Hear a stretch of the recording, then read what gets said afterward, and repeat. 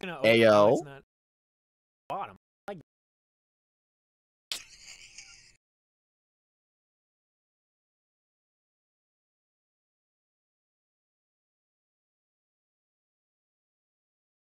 I have to be in the server.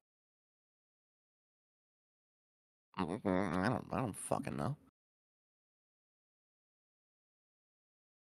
All right. Very particular about my. Very specific. People need to know who's in charge.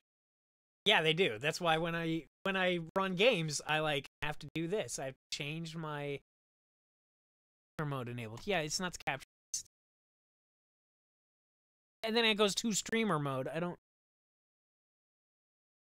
So do I have to disable streamer mode? This is the show, everyone. Don't worry. When we do this for real, it'll. No, okay. This is just the test run, you know. Just kind of dipping our toes in. All right, there we go. I need... Okay. All right. So, let's set the stage here. What are we looking at? Fivewild? Is this what it's called? Well, what I'm looking at is a going live message on Twitter. So give me a second. Good idea. Tag me. So. Uh-huh.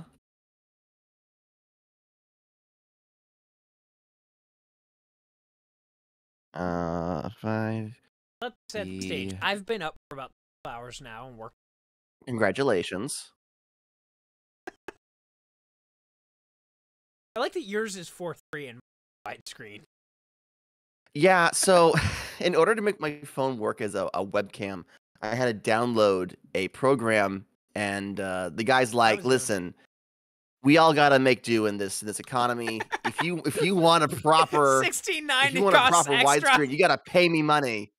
And I'm like, dude, I can't afford that right now. That's funny. So this is what you get. This is what you get. You can see my Christmas tree in the background, though. So that's nice. There's a fun CU Space Cowboy actually that the character, his phone doesn't have uppercase letters because they caution. Oh yeah. His phone doesn't have uppercase. Yep. CU Space Cowboy available. The Internet of shit. Remember what they've taken from us. Yeah.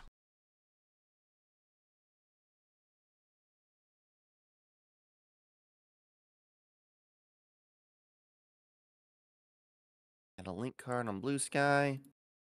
Okay. Now I can talk to you. Now I'm actually here. Hello. Welcome. Oh boy. Maybe don't call it that. Well, we're not maybe allowed don't to call word it a retweet. You also were uncomfortable with the way I worded something else about this. Yes. Yeah, not thrilled.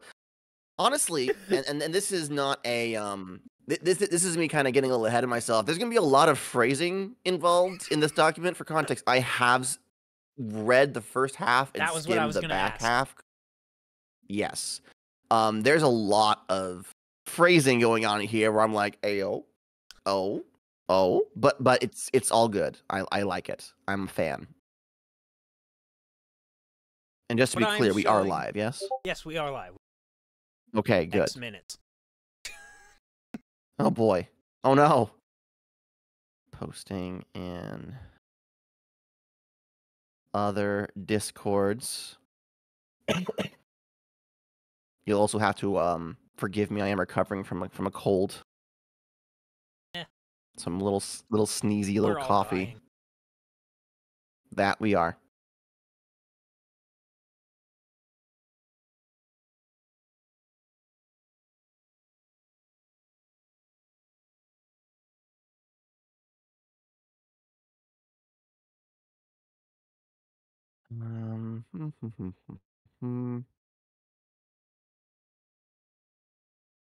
Promotion. And I also actually have to actually pull up your Twitch so I can see chat. That'll make it feel more real to me, I think. If indeed we haven't. I also have it on screen. Even nice. Hot damn. Well, I mean, we might get some chat. Right. Page unresponsive. Chat for Great. me, please.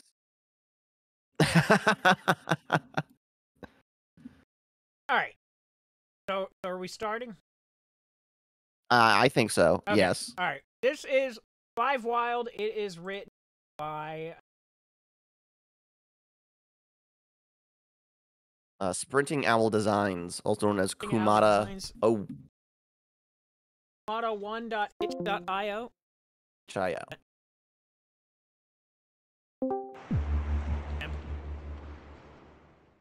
Oh shit. Oh no. Whatever. I'm good. No, from We're so- Discord, not. We're so good at this. Yeah, real professionals. Real professionals. Please subscribe and give us money so that we can buy new things that don't have these problems. Is talent on the shopping list? Is that an option? Can we buy I don't talent? believe in talent. Well, I only believe in skill. Oh shit. Oh, okay. This is like you want to get into the deep lore? I don't believe talent exists. Okay. We're getting philosophical already. Yeah. I don't know how I feel about that. I think only skill exists. After all, there's see. skills in 5e and there aren't talents. So Hell. MCDM just put a quantify. talent. That's true. That's true. I'm going to be playing Hello, Tegan. my for Black Friday, the Everyday Heroes system, the like 5e modern they did. All of the like licensed adventures were $15 on. Ooh. And I got a friend who is like big time on the like the Godzilla and Kong like legendary monsterverse. Right. And so they made a Kong Skull Island adventure for that. So I was like, that's right. I knew about that. I was like, $15, I'll get it for him, whatever. And now he's like, I want to run this. Let's run this. And I'm like, okay, but only if I can play an MCDM talent. I want to be a 12-year-old girl with psychic powers on Kong Island. That sounds like Godzilla monsterverse enough for me. Yeah, exactly. I want to like ruin the whole thing. So Fivewild is a 152-page tabletop role-playing game written and published in 2 weeks that started as an certain other popular system and then immediately barged off the rails and became its. Gadda, how many pages is your Heartbreaker right now? Because mine's at 90. I actually do not know.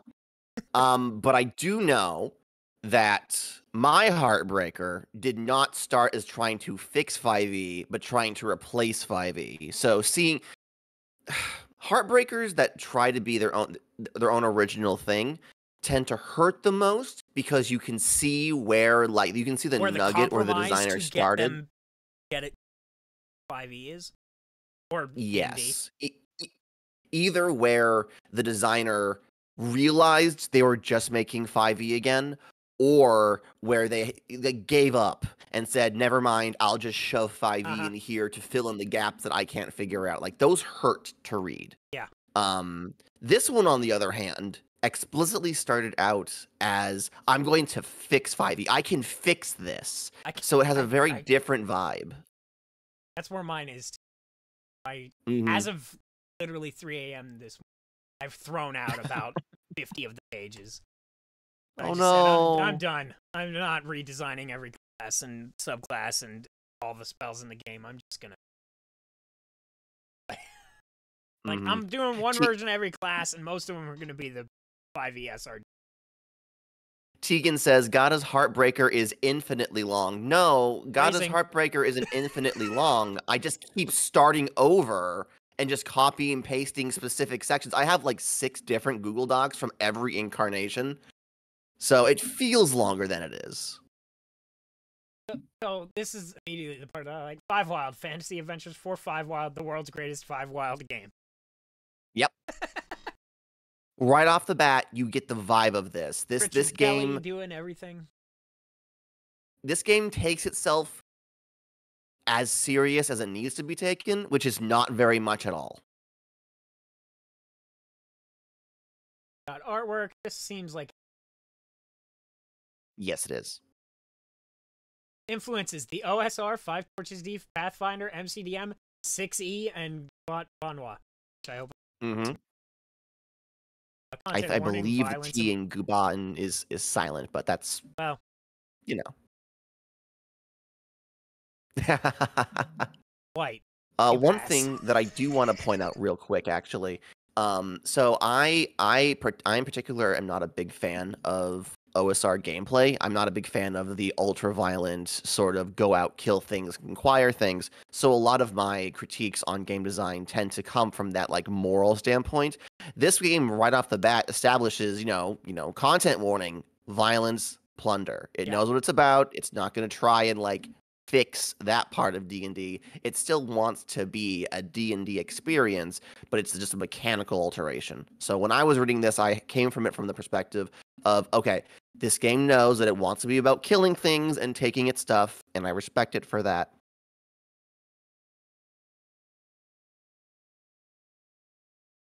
I'm just going to look at the table content. Fivewild, core rules, boosts, crits, catastrophes, and impossibilities. Section called fights. Mm-hmm. All the things. Resting, fortune, stats, competency, languages, levels, character creation not till 28. Mm-hmm.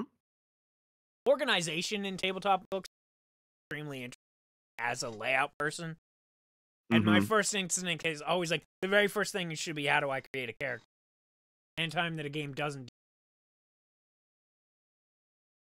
Yes, but also no. Again, as I have seen this document and you have not, something I think you'll find as we go through it is that it explains how the game is played first before dangling the shinies. Simply because if you read these classes without knowing how it changes the mechanics, right, you're going to be very confused very fast. Mm-hmm. This No. I will tell if they are watching this, if the creator is watching this, I will add this for you for free if your document is in Affinity. I'm not kidding. Hit me up. I will add the linking for all of these pages for free for you if this document is in Affinity public. You used Adobe, on your some SOL. On some level, I feel like not linking is acceptable, considering this was just a fever dream. They just wanted to shit this out. They do have all the stuff on the side. You can't see it on the stream, but all the document is.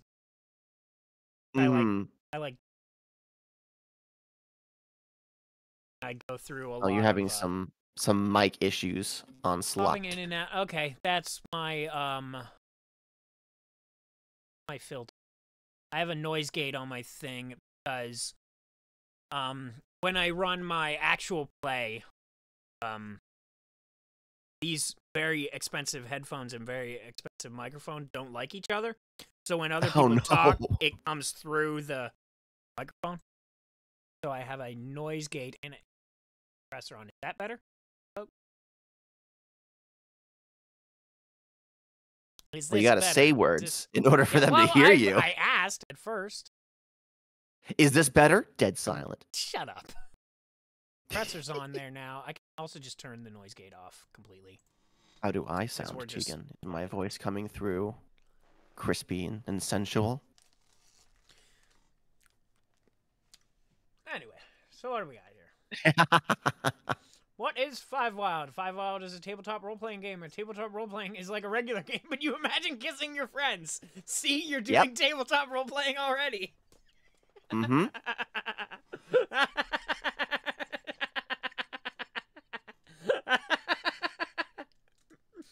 I remember when TTRPG Twitter had like a week-long debate over the value and purpose of a what is a tabletop role-playing game section. We have this debate every 6 weeks, dude. And a year after that, Sprinty just comes out and does it. Like, no, this is perfect. There's no notes. No notes whatsoever. I started to read it in my head while I took a drink, and that was a mistake. Fivewild is designed to feel familiar to people who have played other big RPGs, such as Baldur's Gate 3. Mm-hmm. Yep.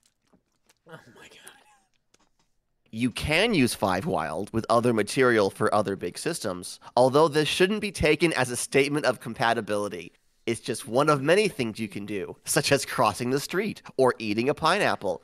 The tone I can eat a pineapple in this game? You're telling me I can? No, not in this game. Like it's Oh, specifying, just in like life. you know, those that. things you do in real life. You can do that here. It's fine. Don't worry about it. No one's stopping you. Compared to other games, Fivewild takes a more permissive approach to GMing. The goal of Fivewild is for everyone to make their little guys and then tell a fun story together. If you're the GM, worry less about policing them, more about finding out what trouble you can get into together. We're not going to like deep read everything on this. No, absolutely not. But I think this opening section is really important. Right off the bat, the game establishes its tone, which is not taking itself too seriously at all, but also not like 5e is written in a way where it is very worried about edge cases and players like getting around the rules, so that it creates this kind of air of you're a babysitter trying to keep these monsters from doing weird stuff. And Fivewild just straight up says, don't worry about that. Just solves the decades-long debate over the role of a GM at the table. Just says, don't worry about it, and just moves on. In the last draft of my thing, before I just ganked all the spells and stuff out this morning, I literally I have a section that's just called New Rules and Terms, which is like these are the new rules that I've added and terms that I've added, because I'm removing parts of the game that when I read them annoy me. And I added free object. This is an object that isn't being worn or carried. And I control F'd on the spells and wrote worn or carried. And delete free object. There you go. I was just like so frustrated. Yep. I was also, the other thing that for a long time I was screwing around with is I got really upset at the phrase equal to your proficiency bonus. A number of times equal to your proficiency bonus. And I was like, there has to be a better way. Yep. There was, but it would have required redoing the whole system, which I didn't feel like doing. And we're actually going to get into that very specific piece of game design right here. Who streams before noon? Hi, Jim. I streams before noon. And Gadda Hello. does, because Gadda has work tonight, so we can't. Yes, Gadda does have work tonight. I have to afford all the Lego somehow. How's that going? It's going pretty good. Yeah. I've been holding back on building all of my collection because I wanted to do it on stream, but then I got sick for a week. So now I'm just building it in my own free time. Like, well, this was supposed to be content, but now it's not. Oh well. Yeah. Yeah, you can always get back on if you want. That's true. If your narration conflicts with something in the setting, the GM will call for a roll. That's a good. I really like that. Yeah. Read the examples real quick. Like the chat can already see this, but like I really like how they use examples. A metal donut.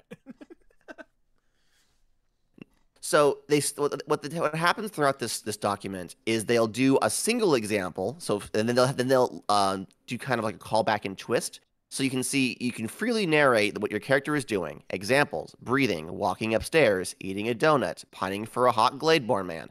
And then the next example is breathing in the thin atmosphere while walking up icy stairs, eating. Yeah.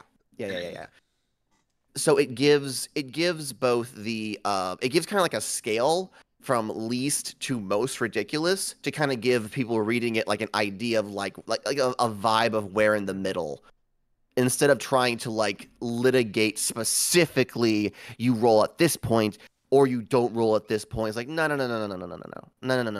I like this. Yeah.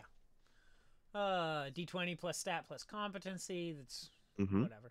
The GM compares your roll against a Dagnab complexity TC they set for the roll.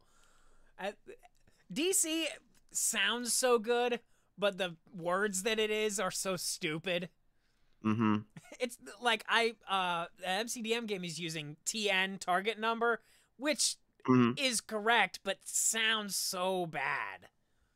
It sounds antiquated because it is. But not in a way that I'm trying to dismiss it. But it's from an older. TN don't roll off the tongue good at all. It does not. No. DC really does, even though it, you just have to make something up. So Dagnab complexity, I'll take it. I'll take it. Yeah.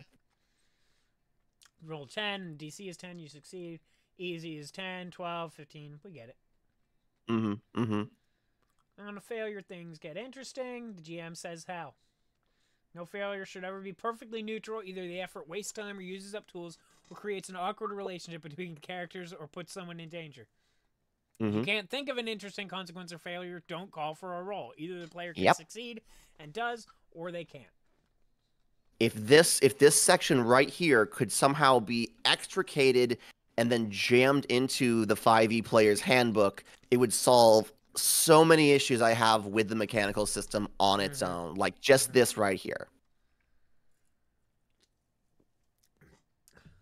The circumstances can be extremely unfavorable for the rolling player. They may apply bad advantage. Yep. This is getting a little ahead of ourselves, but this game removes advantage, entirely. Oh, really? Like there is no advantage. There's only bad advantage. It's bad advantage or a regular roll, because in no scenario should there need to be an extra good, I'm sure you've listened to Matt Colville talk about like the actual the numerology of advantage and disadvantage, and how it's basically just a second pull at the gotcha, right? So having bad advantage so that your players have the mechanical and like the feel of something bad could really happen here is good, but advantage, or good advantage, I guess would be the equivalent in this game if it existed, is basically doing nothing you couldn't already do with a regular D20 roll. So there's no real game design reason to include it other than having a parallel with disadvantage. So removing it works really well for me in this game. Boosts. When a player fails a roll, they get a boost. A boost is +2 bonus to their next roll. Boosts are only used up when a roll succeeds, so a player who's having a very bad day and failing multiple rolls in a row can build up multiple simultaneous boosts. This is almost juice. Yes. Yes, absolutely. I like this.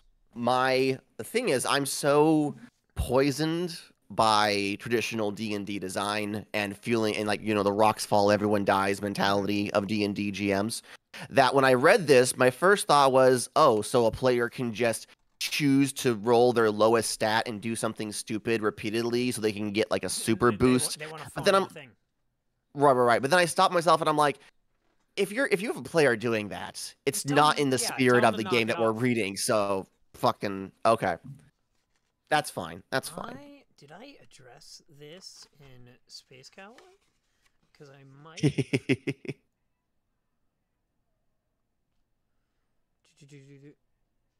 No, I didn't. But when there was talk at some point about just that, about players, actually the opposite, encouraging players to do dumb shit that could have consequences in order to farm juice. Because if you only get it on a failure, it's like, do something early. Like, you want to do things early and often in order to potentially get juice later on for when you really need it. Because the narrative arc of Space Cowboy is like, you want to have juice at the end when it really matters. Like, you want to be able to pull it out at the last minute. Then it creates sort of like an episode of Cowboy Bebop, where if there are failures, they happen early and they're not negligible, but the stakes are not as high because the stakes are increasing until you get to the finale. So that makes sense. So we are only on page 11 right now, and already they have solved the when do I roll conundrum. They have solved the issue of players having bad rolls all night. They have solved the issue of balancing disadvantage and advantage and trying to figure out when to give players those things. All in just these 3 handful of pages, they've already solved a number of repeating issues across 5e players, which is, I think this is great. If these were just homebrew rules for 5e, I'd say, yeah, good call. I like this. Which also is getting into something that I did want to talk about here. When we talk about 5e and when I say we, I mean the community as a whole. Right, I think a lot of people have a problem separating system from content. Okay. I would agree with that, yes. The 6 stats, proficiency bonus, advantage and disadvantage, that's system. Fighter, silvery barbs, druid wild shape, and whether you use templates or not is content. These are two separate, unrelated things, and you can fuck with them independently of each other for the most part. Right. And because when people were like, well, the game is being ruined by X new class option or whatever, and it's like, that has nothing to do with the game. You just need to remove that option. But like, and this, I'm trying not to be too negative, because like this is about fixing 5e, but this isn't Gadda gets on the soapbox and yells about 5e. Oh, I mean, that's because anyway. Because there are issues in both the system and content and business practices, and it all ends up being muddled together. So finding that differentiation between section and section is really difficult, especially when you're talking on like a short form platform like Twitter. And then it just So this very specifically at this point is solving system problems, and you know what? I'm down for it. And then we'll get to the content. We'll get to the content. The content's great. Crits, catastrophes, and impossibilities. In some circumstances, a player may want to do something that does not seem possible to anyone at the table. This is known as an impossibility. No roll, no matter how good, allows a player to do an impossibility. Yep. That's it. Nat 20s do not allow you to fuck the dragon, guys. I'm sorry. Or convince the king to give you a crown. His crown, and make you the new king. Gadda, I have a question for you. How many kings in the entire time you have run fantasy games, how many kings have your players ever talked to? Well, I am staunchly anti-monarchist, so 0 actually.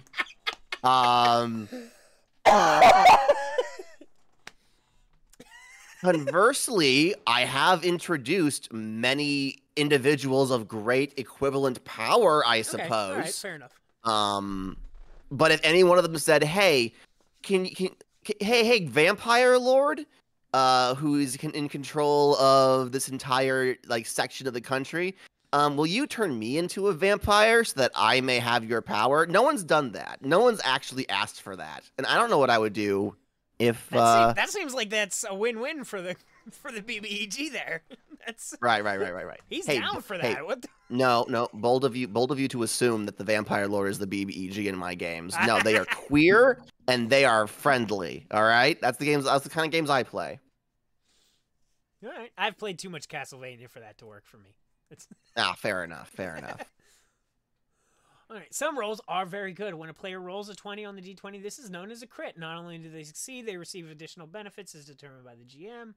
Some rolls are also quite bad. When they roll a 1, this is known as a catastrophe. Not only do they fail, but the results are extremely noticeable and may impact other characters nearby. Again, like with the examples, we're not going to read them all through. They give a scale. They're like, yes, Nat 1s are bad. We all know Nat 1s are bad, but this is the extent to which Nat 1s are bad. The universe doesn't twist on itself to make it cartoonishly. This isn't Looney Tunes. It's just funny, but it's not Looney Tunes, and I like that. I think the best Nat 1 story I actually have is the players were doing a rooftop chase with a bad guy NPC who had a thing that they needed, right? And they're all there. So there's the NPC, there's the players, and then they're being chased by horn devils. Okay, through the rooftops of this city. And the first thing that one of the wizard player, I think, he cast Tensor's floating disc so that someone could ride the disc. And I think the elevation rules of it are fucked, so that didn't actually work. But I was like, that's a cool visual, so screw that.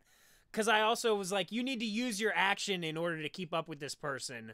So you won't be able to like attack the devils and keep up with the person. So they're like, aha, I'll cast Tensor's floating disc, and then the other person can go in there and sling spells from the back. I was like, great, go for it. But they had to leap from one roof to the other.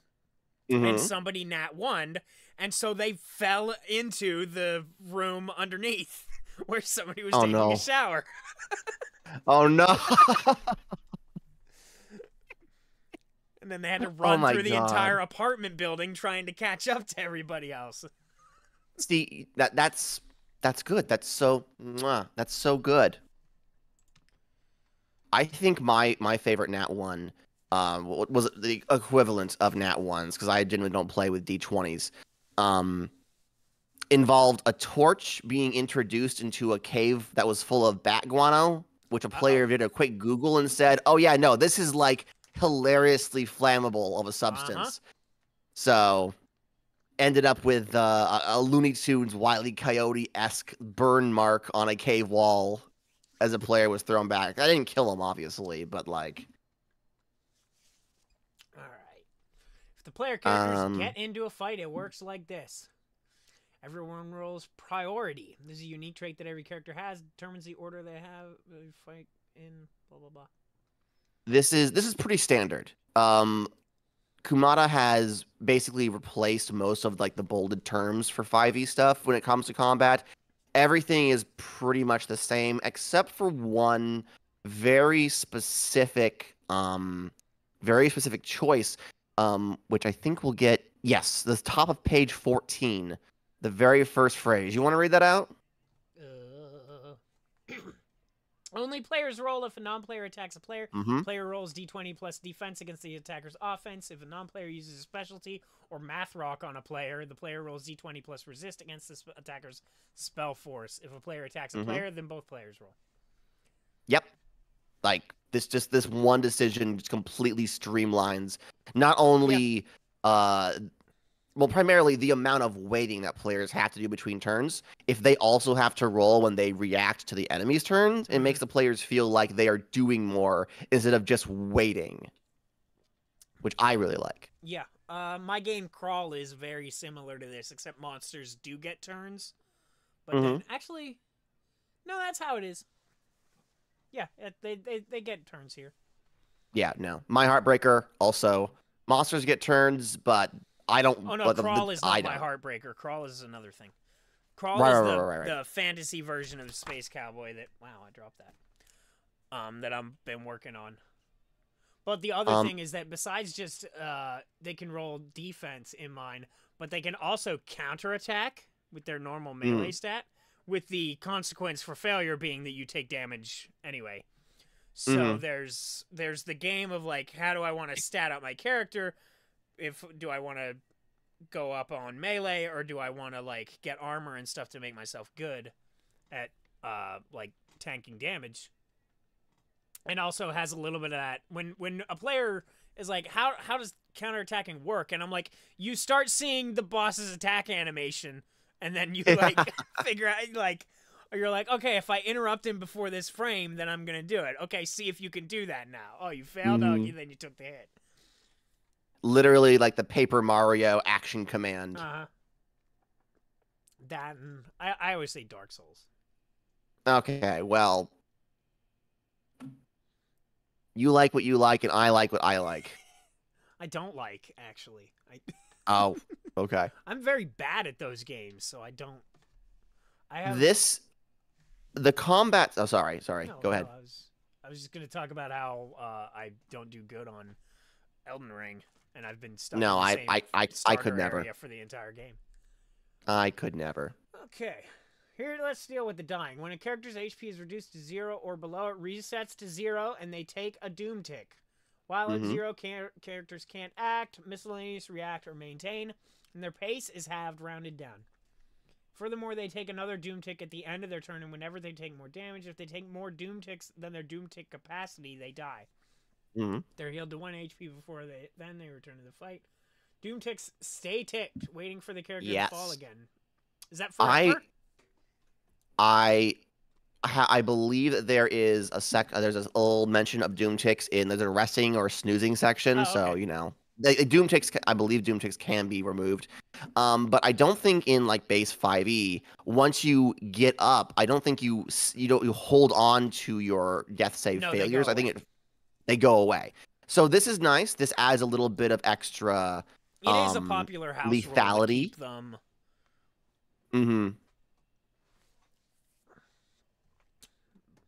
I am not against it at all. Yeah. I'm like, okay.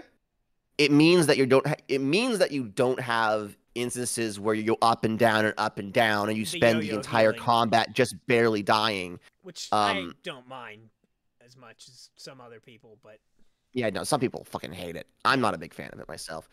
A lot of people will try and fix that by making it easier to heal somehow, so you can like remove yourself from the loop.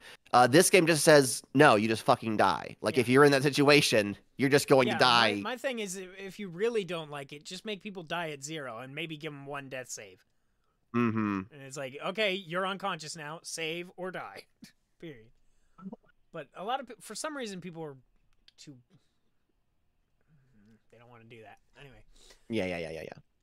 Well, if you're playing in a game where people are like really attached to their characters, they want to feel like they had a chance to claw them back. Yeah. But then, yeah, no.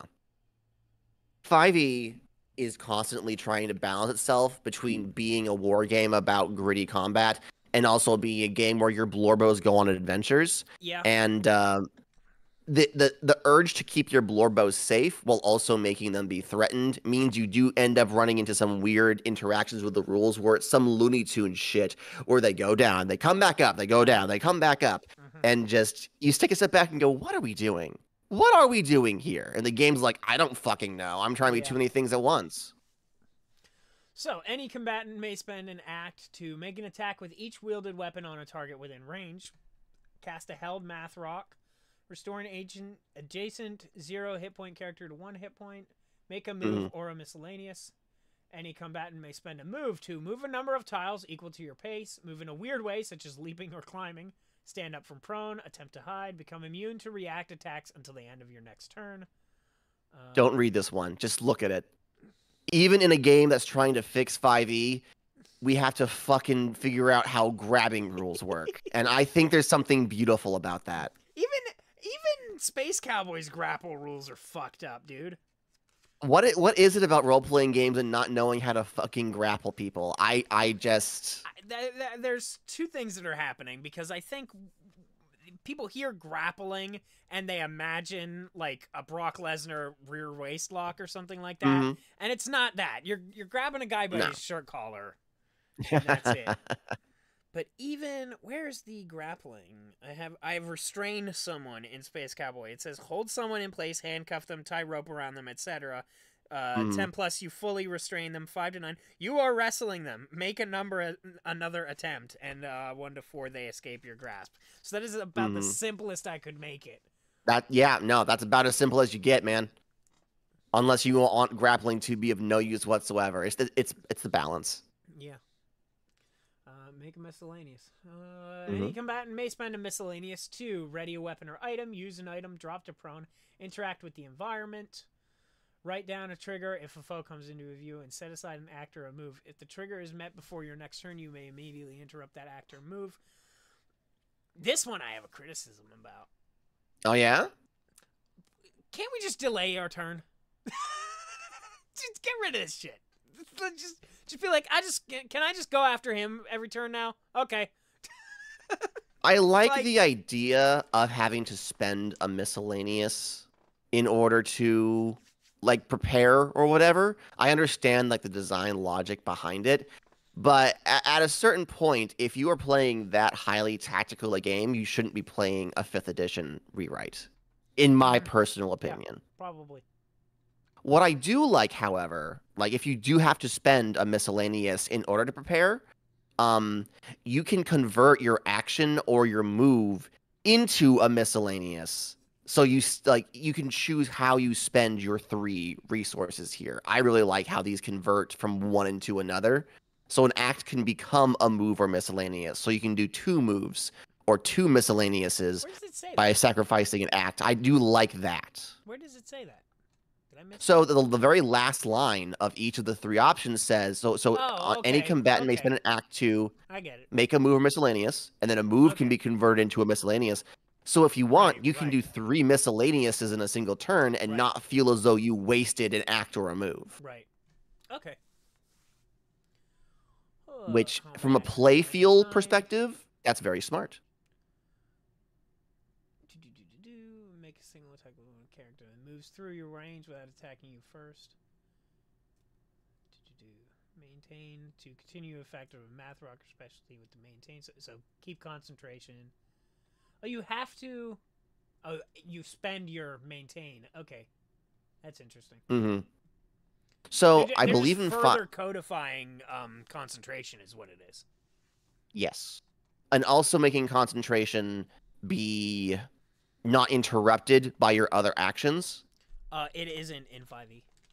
It isn't in 5e? Okay. No, unless you can only ever concentrate on one thing, so you can still blast away with other stuff all day, as long as you don't take damage and whatnot. Tile movement, about 5 feet one, so it's squares. Yep. Which is honestly tiles in a mile. Or about 666 tiles in a kilometer. Because someone will ask. Someone will ask. Yeah, I just think it's funny that it adds up to 666. I wonder if that was a defining decision for Kumada in making tiles be specifically 5 feet. I don't think so, because that's just the way they are. Okay. And usually when people talk about converting it to metric, they say 1.5 meters. Mm-hmm. Is the easiest way to do it. So that's just an accident of math right there. What a fine coincidence. Damage types include blunt, sharp, hot, cold, shock, corrode, solar, umbral, and internal. Mm-hmm. What, Lucy? What? Did you hear me talking on the internet? Wow, would you like to be on? Hello. I would love to see the baby. Hello, baby. Aww. Gadda's on the internet. You want to say hi to Gadda? Hi, baby. The best part of any stream is when the cat shows up. Yeah, my boys are just lounging about. I have Choopy down on my feet, but he doesn't want to be picked up. Be annoyed by me talking. Oh, this is probably when you come up and hang out here when you're not hanging out with me, right? She'll sit on this chair when I'm not here. That's cute. Okay, characters are weak, hardy, so vulnerability, immunity, or undone. Take triple damage from certain types. Mm-hmm. Interesting. That's new. That's I like that though. I do like that. Ever overlap on a single damage type. Think of weak as okay. I don't like the wording of combining, the different damage tags here, but I understand why. Okay. Range, this is how many tiles away. Okay. This is just standard range. Nothing funky here. Hostile conditions. Hostile conditions, honestly, the only thing interesting about this I find is how they specify some damage by level as opposed to having like hard numbers for them. Right. It makes sense that like if you're like a level 10 character, then in order for poisoning or whatever, or wasting in this case, to be anything worthwhile you worrying about, it needs to like scale with your level. So I do really like that. Pitfalls is good because you mix in traps and weather and falling and suffocation and stuff like that. Probably could have lava in there too if you wanted. It also mirrors how the hostile conditions work. The hostile conditions are like internal things that have happened to you, whereas pitfalls are very much things that involve the environment, which is I like that dichotomy. Some especially powerful effects have warm-ups, periods in which they cannot be activated starting from a certain point in time. Some have cooldowns. They cannot be activated again. Always count when they were activated as part of their duration. Mm-hmm. One round warm-up that triggers when combat. I've never heard this term before. Cooldown I obviously understand, but... Right. Is this like an MMO thing? I think it's codifying... pardon me. It's codifying like tells, I guess. Like a lot of time, a lot of GM advice will be like, if your enemy has an ability, you should like telegraph it to your players before they use No, it. fuck that. Like they should fuck the players up. I mean, it depends on your play style. I would prefer having I always prefer having a moment where like the players know something is coming and they have a chance to get out of the way at least the first time. This is just codifying it so they can include it in their monster design, which is nice. I like it. Not everyone's going to need to use it. Characters can snooze a number of times per day equal to 1 plus their fitness. When a character snoozes, they recover a quarter of their HP. Snoozing takes 5 minutes. Mm-hmm. So they're doing that's their short rest there. They're codifying it as 5 minutes. A lot of people are doing 10 now. It's interesting that they can do it a number of times per day equal to, whatever. Mm-hmm. Because normally you can just do it however much you want. Right. Yeah, absolutely. Absolutely. It's limiting, but also it uses the stats in a way that would make sense to a player. Right. And also, if a player wants to then like invest in increasing the relevant stat because they feel they need more snoozes, then that gives them the agency to make that character choice. That helps prevent con from being more like a dumb stat than it already sort of is. Yes, exactly. Nobody wants to make it a dumb stat, but usually they don't invest in it too heavily either. Mechanically speaking, it's just the logical choice to make, and this tries to correct that a little bit. So, hey, good on it.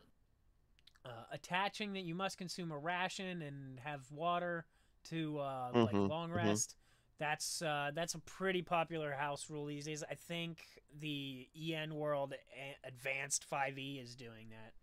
Oh, really? Yeah. I have yet to read Advanced 5e. So I have Mike Shea talks about it a lot on his podcast, and I'm kind of poking around at it a little bit, but I can already see that there are too many subsystems in it for me. Fair enough. Fair enough. When a character slumbers, they recover all their hit points and they clear all their doom ticks. It takes 6 hours. If a character goes without slumber for 24 hours, they get -2 on all rolls. After 48, bad advantage. After 72 hours, they fall into a coma, and then they die. Yep. It's interesting that they seem to have codified exhaustion this way. Mm-hmm. Without calling it exhaustion. I do like that. They might just be like, this is the only... They might have gone through the whole thing and been like, this is the only time we use exhaustion in the game. Mm-hmm. So which makes sense. Roll it in. A number of these changes is just reorganizing what was already in 5e, which I mean, like that's kind of the point. But it is interesting to know, like this is basically just exhaustion, but by recontextualizing the exhaustion rules, it gives it a completely different vibe and no longer feels like this big thing. It's just no, that makes sense, and we can carry on.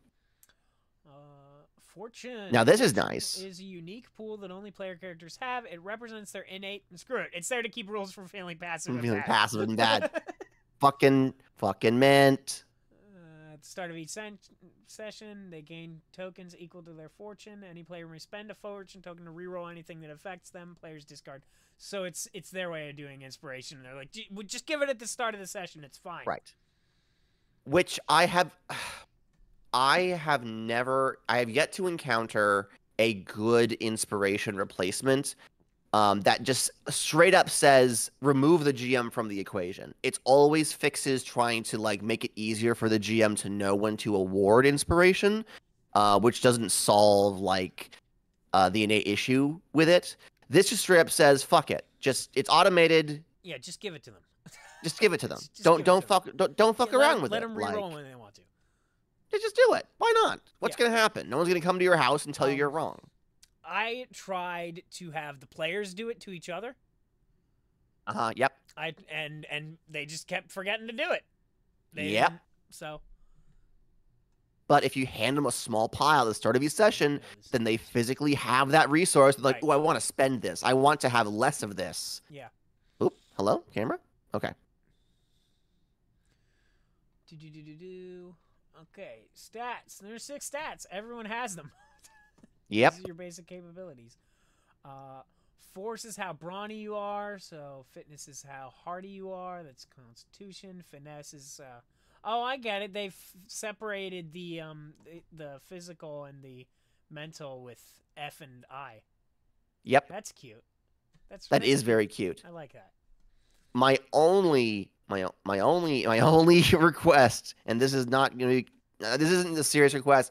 I just simply wish that instead of I's, they had somehow used E's, so it would be kind of like 5E, kind of, in a way. Like, that would have been cute. But then the game is called Fivewild, so really they should have used W words. Yeah, they should have figured out W. Right, like that could have been cute, but that's a very minor nitpick. Wits, and wiliness. Ooh, wiliness. Wombo. Wombo. Roll under your wombo. Roll. That's so fun though. That sounds like that. I would love that, but no. That's rated from -5 to 5, with 0 being the most common. So we've gotten rid of the 3d6, the 18s, and the yeah. That's always been vestigial, so there's no real reason to keep it. I like it because I like saying I have 18 strength. One thing I will mention before we head on, in the stats section, the last line says, nothing can have a stat lower than -5, and characters fall into a coma if this occurs. So if a player is already so bad at something that an ability or a spell makes them worse, their body just shuts down. Because there should be no worse than... anything worse than you're fucking shit at it is you literally just can't. Like this shouldn't happen. You've lost your ability to can. Competency. There are an infinite number of possible competencies. Picking locks could be a competency. Rock climbing could be a competency. Sleeping with people's dads could be a competency. Yep. When you're free to choose your own competency, it must always be specific and is subject to approval by the GM. Longswords is a fine self-chosen competency. Violence is too broad. Yes. Whenever you apply your competency bonus, you only ever apply it from one competency to a given role. So I thought about doing this for a hot minute in mine because I had a dream, Gadda. Oh, okay. And dreams, when they involve RPGs, almost always manifest into something, which is right, which is scary. I had a dream. You mean you literally were asleep and had a dream? Asleep and I had a dream. I thought you were being dramatic. No, but okay, go on. I literally, while my body was asleep, my brain incepted this game design conceit into my brain. I had a dream that my poor, long-suffering wife had decided to gift me, for presumably a birthday gift, the opportunity to be a player, which is not a noble-sounding thing. Not actually something that I need, because my group actually rotates more often than not. I'm like not gonna be able to GM for my local group until like February at least, right? Right. It's just somebody else's turn, and then I'll run for a month or two, and then it'll switch over to Andy, and then it'll be Francis again, or whatever we're doing. Right. So I actually don't need this.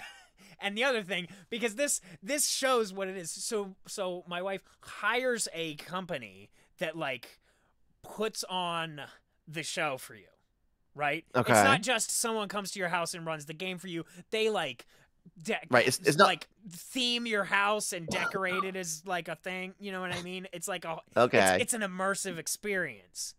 But also the business model for this fictional company that I've dreamed up in my head is they get a lot of business from people who actually haven't played tabletop RPGs a lot. Okay. So what they do is they actually run their house system, which is D20 and there are no stats. It's a D20 and a D6. And the D6 gets added anytime there's a relevant thing to happen. Not actually an inherently bad idea. But if you're expecting Dungeons and Dragons, it's not going to fulfill that, because it's not that. And in my dream, am insanely pissed off about this. because I'm like in your dream, you're like contemplating the moral relevance of this business decision. You are literally writing the Twitter thread in your sleep. It's not just I'm that, pretty certain. but I'm so mad at the guy because I'm like, damn. this isn't how I would run it. Jesus Christ. So I can't even like just be happy being a player in my fucking You dreams. can't. My dream is to be upset at how someone else is running the game. You have introduced to me like 3 separate topics of Twitter discourse. You can't invite me to your Twitch stream and then just like throw this at my face. I don't even know where to begin with that. But also it's wild that you decided to have discourse with yourself in your subconscious. Jesus Christ, man. It's scary up there. You Fucking know, I passed wild. out getting an IV last week, and I was conscious through all of it. Like, my brain was on while I was in the void. We're going to move on from that. We're going to move on from that. I'm good. We have things to do. Anyway, the reason I bring that up is because the way that choosing your own competency in here and making that up, I extrapolated that. I was like, that was a horrible experience in my dream. But that D20 and D6 thing might have some teeth to it. And one of the 8 drafts of my 5e killer had that in it, where it was just like, there are no set skills, just pick whatever you want, and they add a D6. Fair enough. One thing I will note here is that at this point in the document, I don't think they described how we determine what our competency bonus is. No, it doesn't say that. So I'll be interested to find out, because like proficiency in 5e is already kind of a confusing system. And it's so depending on basically. So depending on how competency bonus is, like, well, what the numerical value of a competency bonus ends up being decided will determine whether or not I like this. Languages, let's see. This is good. The most this is common really language good. Is profit. Yep. Okay, this is hilarious. This is very good. I don't just choose one at random and read it out. Every last one of these languages are amazing. Choir speak, the language of angels. Formulae and ciphers. Everything said in choir speak is objectively true. If something can't be said in choir speak, that means it's false. That's so good. Yeah, that's so crazy. Good. From a mechanical standpoint, each of these languages are specific enough that they are useful to know instead of just being, you don't know that language, so you can't talk to that dwarf. Like, this is really interesting. This is really good. And the flavor of it is like, ooh. Yeah, now we're starting to get into the actual world building here. Resonance, a series of pickaxe taps and low yodels designed to penetrate earth and stone. Mountain crawlers use it to communicate with each other through vast stretches of intervening earth in order to avoid crisscrossing their tunnels. This is so good. There was definitely a shit post that was like, why are dwarves Scottish when they should be yodelers? Yes, absolutely. But also, like, I believe I've been seeing a lot of like 5e language discourse in social media this past week or so. So like, for all of the suggestions I've seen people come up with, this is like the ideal for me. If you're going to have like specifically like racial codified or culture codified languages, there should be a reason why that language exists in a way that is useful to players. Like a non-dwarven character learning resonance would be incredibly useful. It's like learning Morse code to communicate in like a prison cell or something. Like this is so good. That's carcinization, baby. Yes. Using it more than a little bit turns you into a crab. Yep. And also, instead of the 5e method of if you don't know a language, you can't communicate, this game says when communicating complex concepts to an entity whose language you do not share, you have bad vantage. Just straight up mechanize that shit. Don't try to fiddle around with it. Just you have bad vantage if you don't know what they're saying. Simple as. You can still try to communicate, but I'm really starting to like this font here. Yeah. Is it like a hostage situation where like you're just so used to it from being around it now that it's like you've acquired a taste? No, I just like it. I was neutral on it before. Now I like it. All characters have a level. Levels do nothing on their own, but are used to scale HP and other important parts of characters. Start at level 1, and can increase their level by gaining XP. They gain 3 XP when they complete an adventure. They gain 2 when they prevail in important combat. They experience a moment of significant personal growth or rededication to their efforts. They gain 1 XP when they prevail in a combat that at least challenges them. They surmount a frustrating obstacle, and they impress the group with the moment of role-playing or humor. Every 13 XP, the players increase their level. How do you feel about this? Which part? Just cross your eyes and stare at the page, blur it a bit, and then give me your opinion. I don't mind it. I think 13 is weirdly arbitrary. Okay. I am playing games where they try to democratize XP to not focus on violence. So in a lot of Powered by the Apocalypse games, a lot of more I don't want to say cozy games, but token-based games that are trying to move away from the D&D model of kill thing, gain experience. I find that long list of potentials for gaining XP means that 1 or 2 get forgotten. It introduces like a lot. Play? Yeah, in play. So like at some point you get back to this page and go, oh shit, we should have got XP last time because we XYZ'd. Right. Having this list is just a smidge too long. Like I agree with all of the inclination, like all of the options on here. Yeah, but it's too much. It's a bit much to keep in mind while you're remembering how to play the game mechanically. So that's my only critique on this. I understand why they want to have different levels of experience because, like, when you complete an adventure, you should get more experience because you essentially reaching a milestone. But also, like, trying to remember, do I get 2 XP for this? Do I get 3 XP for this? I'd be interested in hearing like this be played and hearing how players prioritize specific goals with regards to knowing how much experience they'll get from achieving those goals. That could be interesting if indeed they remember all of what's going on. Or if this is just supposed to be that the DM pays attention to this and worries about it. Because that's what I often find happens is whatever XP system the game is going to have is it's just the DM's job to keep track of it, and then at the end they go, congrats, you won, you get 8 XP. You saying that kind of gave me a bit of a brain blast there. The game up until this point has been removing responsibility from the DM. The players are the only ones who roll. Inspiration is now a resource they're just given and can spend on their own time. They don't have to worry about awarding advantage, just bad advantage. So actually, maybe by removing those responsibilities from the DM, having a list of they have the brain space for this. Similar things have happened in Space Cowboy for me. Because at a certain point, I'm like, what am I actually doing here besides keeping the train running?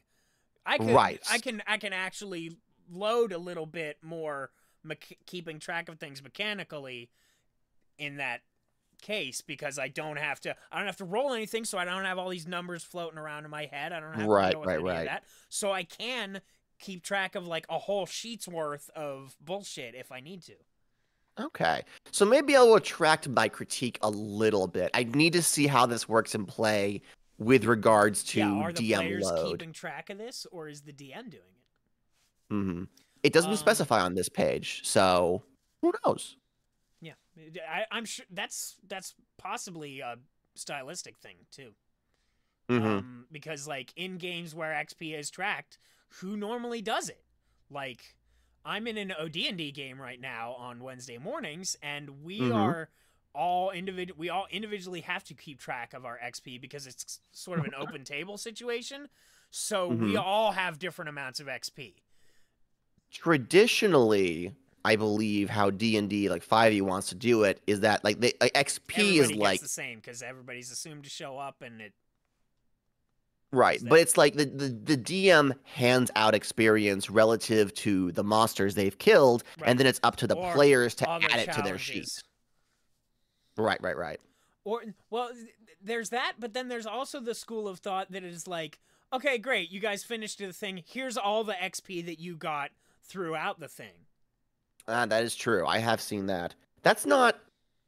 5e doesn't actually have a distinction for one or the other, though, do they? Like in the text. The text does not specify. Some of the adventures do. Oh, okay. Some of the adventures, especially the early ones, literally tell you to hand out XP. I did not get out of frame for that nose blow at all. I'm so used to being a VTuber and like all of the weird body stuff that I have to do as a human being, not being visible to the audience. Yeah. So I'm just like, I'll just lean over here and blow my nose. The mic won't pick it up, but I have a camera on me. Yeah. Fucking. All right, let's see if the juice is worth the squeeze here. Okay. To create a player character for Fivewild, do the following. Begin at level 1, start all stats at -1, invest 14 points in your stats, choose a class, select a species, take 100 gold to spend on equipment, decide on your backstory, think about your outfit, and pick a name. Simple as. I always think it's interesting when the game tells you... When does the game tell you to name your character? Mm-hmm. Because that's the first thing in Space Cowboy. It's like, pick your guy's name now. Do that now and base everything off of that. Mm-hmm. I like... So, one of the big issues that a lot of people have with 5th edition is that despite it effectively returning, sorry, not returning, because 4E was very much a war game, like a pure war game. Despite trying to emulate the war game roots of original D&D, it also is trying to be a game where you tell a fun story about your Blorbo. So it has an issue balancing being a combat engine and a game where you tell a story. This character creation, instead of giving you multiple options for how to make a character, how to choose stats, it says no, start with stats and then figure out who you are from there. Like you know, no one's gonna stop you if you do it differently, but the order in which they've put character creation tells a lot about the vibe of how they think this game should be played. Yeah, I think I enjoy a game often where that is they want you to discover who the guy is through character creation rather than coming in with like, I want to make Wolverine. Right. Because that often there is a time and place for that kind of character creation. The guy who wants to make Wolverine to get disappointed when there's actually no adamantium bones option. Yeah. Any of the following classes. Characters gain all of the core specialties from the class and a single bonus specialty. Characters receive a new bonus specialty from their class every time they gain a level. When rounding a number for a class, round down minimum 1. Doom tick capacity cannot start lower than 0.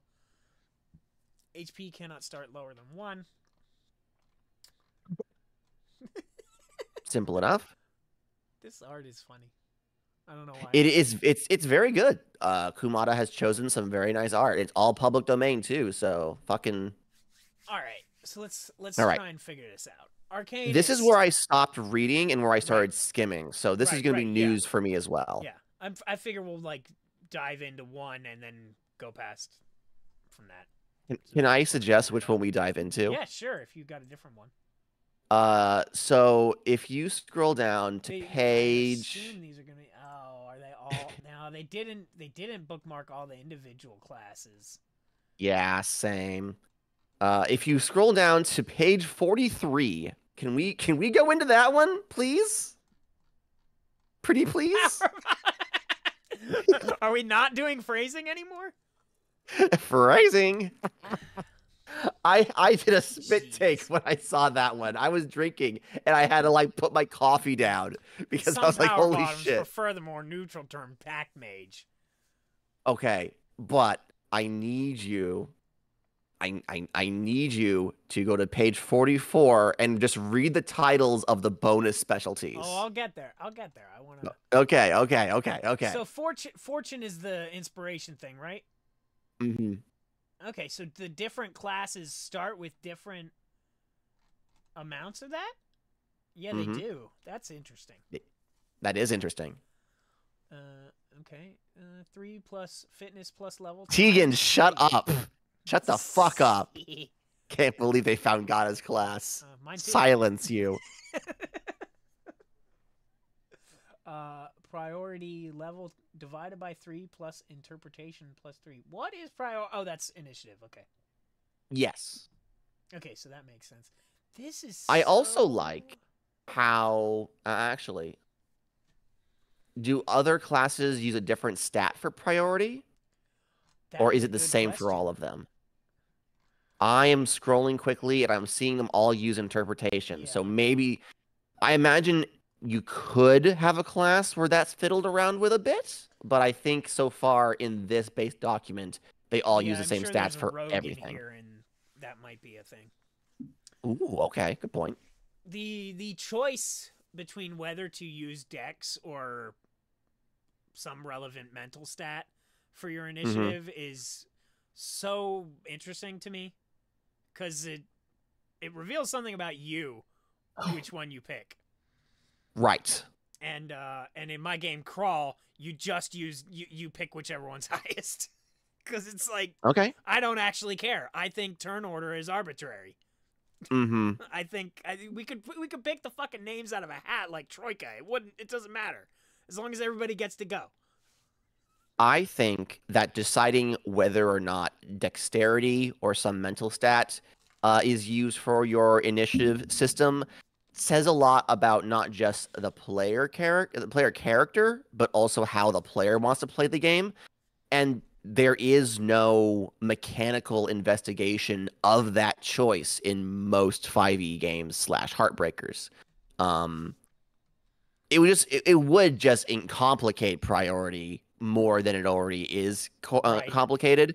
But I still think as a designer, there's an interesting question to be asked in that decision that most games don't. Yeah. So in this game, just straight up saying, no, it's interpretation. Just boom, there you go. Like, okay. Your camera has stopped working. Oh my God, has it? Yeah. Just like while you were talking there. Did my phone die? My phone died. Okay. My phone straight up died. I have no camera anymore. All right. Okay. All right. I'll just leave that on there. That'll be funny. Okay. Yeah. What a face I'm making in that too. Yeah, I know. Right. Great. Okay. Jim, well, screen cap it. I know you're out there. No. That's what Jim does to me. No. Well, this is the rest of the stream for me. Yeah, okay. There's a collection of bad fucking screenshots of my face. Alas. Okay, so doom tick capacity. I think it's interesting that the different classes have different doom ticks. It's very flavorful. I like it. Pace, that's movement, right? Yeah. One thing I will mention though, even though each class has a specific value for their different, the different stuff, all of them most of them not only reference the level, but also a specific stat, which means that while it all scales as you level up, but also if you choose, I believe you can choose what stats you increase at some point. Yeah. What the player chooses to increase will then change all of the derived stuff. So even if you have two players using the same class, their choices as players will affect. I really like that. I think that's neat. So competency bonus is level divided by 3 plus different things depending on whatever. For the power bottom, it's interpretation plus 1. I think they might all be interpretation, actually. Let me scroll. But some of them have some of them have plus 1, some of them have plus 2. So just scrolling up to the monastic class, their competency bonus is level divided by 3 plus interpretation, flat. Yeah. There's no plus 1. Okay, so it looks like they're all interpretation here. Yes. Which is the same as your priority.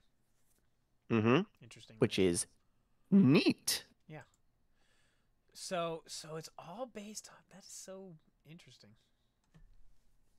I to be clear, just for context, I do not believe this game has been play tested in any capacity. No, This is they all said they made theory. it in a 2-week fever dream. So is this I actually going to following I was following their feverish tweeting as they were making it. Yeah. And a fever dream is absolutely the way I would describe it.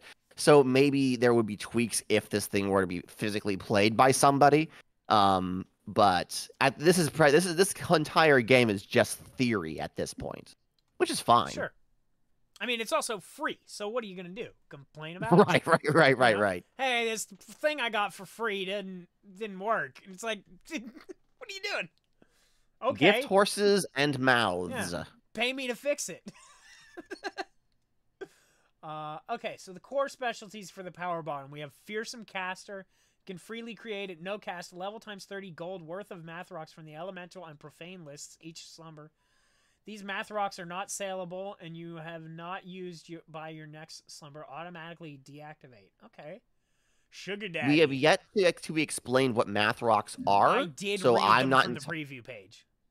Mm-hmm. So I kind of had an idea.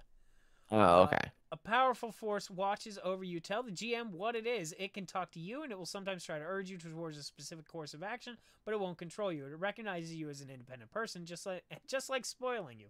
Once per session, you can call in your sugar daddy for information, resources, or power, and the GM will say what you get. So then we get to pick these as we level up, right? Yes, you choose one bonus specialty when you choose the class, I believe, and then whenever you level up, you choose another one. So that means basically our max level would be 1, 2, 3, 4, 5, 6 then. I mean, I guess you could keep going after that. You just wouldn't get anything. I mean, you definitely could. I don't know if there's any rules for like multi-classing in here, or if Kumada just didn't fuck. But then also, we all know that most 5e games make it to level 10 at most. So right. I'm an outlier in that I am about to loop back. Am I level 10 right now? I'm 9. We're about to get to 10 when we finish the Doom Vault, or halfway through it. Congratulations. I've also been playing this character since 2018, so yeah. We got a couple other guys who are level 10 floating around, and a couple guys who are level 8. I would be interested to ask Kumada, which I mean I could do, or mutuals on Twitter, if only having bonus specialties up to level 6 was a choice, or simply just they ran out of ideas, so they limited themselves. Yeah, you got to worry about scope creep. Yeah, exactly. So, all right. Domestic touch. You may deputize any adjacent non-hostile wild animal as a personal assistant by rolling spell force against it. Okay, I love this. This is way better than, like, every other way to make an animal do what you want in existing 5e. Crap. See, this makes me... immediately, I'm like, all right, let's get open the document and just plop that right in, right? Dramatic Flourish. As an act, you may target a tile in range 10 and give all foes in radius 1 the wasting condition. It lasts until the end of combat. Okay. Dude, I might play this. Because it's like... The work that we've done is like... To get to where we understand all this took like an hour. And that's with us like deep reading all of it and like... having tangents and thinking about it. But like me and the boys could set this up in like an hour. See, at the top of the stream, you mentioned like the organization was interesting because the classes were later. This book really needed that much time to explain things to us before they show us the cool shit. Yeah, you're right. I understand why in like a product for the shelf, you want to put the fun shit at the beginning to hook a reader into actually buying it. But in terms of actually teaching someone how to play a game like this, you really got to do the homework before you get into the fun bits. Now, granted, I think part of that is like a lot of that is because they went and renamed everything, right? If they had kept all the old stuff, then you wouldn't need to do that as much. But yes vibes and no. and production and such, like, Yeah. By getting rid of all the old names for things, you immediately differentiate it as a different thing. So.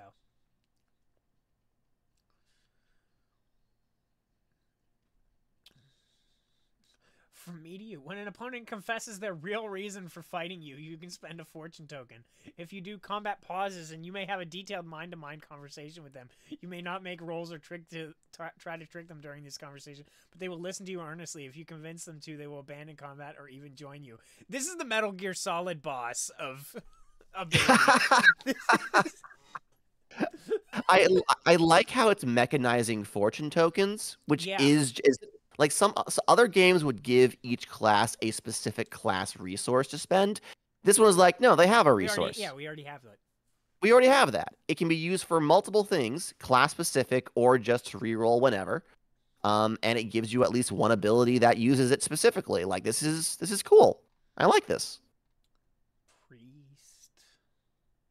Also, considering that this class is called the Power Bottom, the got me where I want me ability feels very topical and also, oh my. Competencies. Speaking. Any one competency of your choice. This is for the priest. There are so many. All of this offense, defense, spell force, resist stuff is so hard to get a grasp on the differences between them without playing it or really looking at them differently or seeing what these numbers actually look like once I add them up through character creation. Like if I made a priest and you made a power bottom, then we could look and see what our offense and defense are. Right. And be like, oh, okay, you clearly have a higher one, so you're this type of class. But on a theoretical level, it does feel like once you have your numbers in place, the starting stats should arguably be where you're like, yeah, that makes sense for a character of this class. Right. So the thing for the caster here is the same as the one for the power bottom, just with different lists. Church of the Wild. Saracen? Guardian of Warrior Champion? Okay, that's a paladin. Yeah. Some things will never change. Yeah. Some things will never change. Scout, this is probably first in and first out of a bad situation. Scouts understand the ability to dictate terms of engagement. So this is like a rogue. Bad idea anyway. Once per session, when combat begins, you may instead rewind time to 10 seconds before the fight. Whoa. So that is okay, actually I didn't want to do that. Can I I don't think I think a single turn is 10 seconds. So it literally is just redo my turn entirely. Yeah. Well, it says when combat begins, so that actually that is like you just got you walked into the wrong room, and it's like maybe I didn't. Is that once per session? That's pretty cool. I like that. Especially if you're supposed to be the sneaky guy. Right. Oh, exactly. Pet, nothing sucks more than playing a rogue and failing a stealth roll, and then the entire party being like, "But you're the stealth guy." Yeah.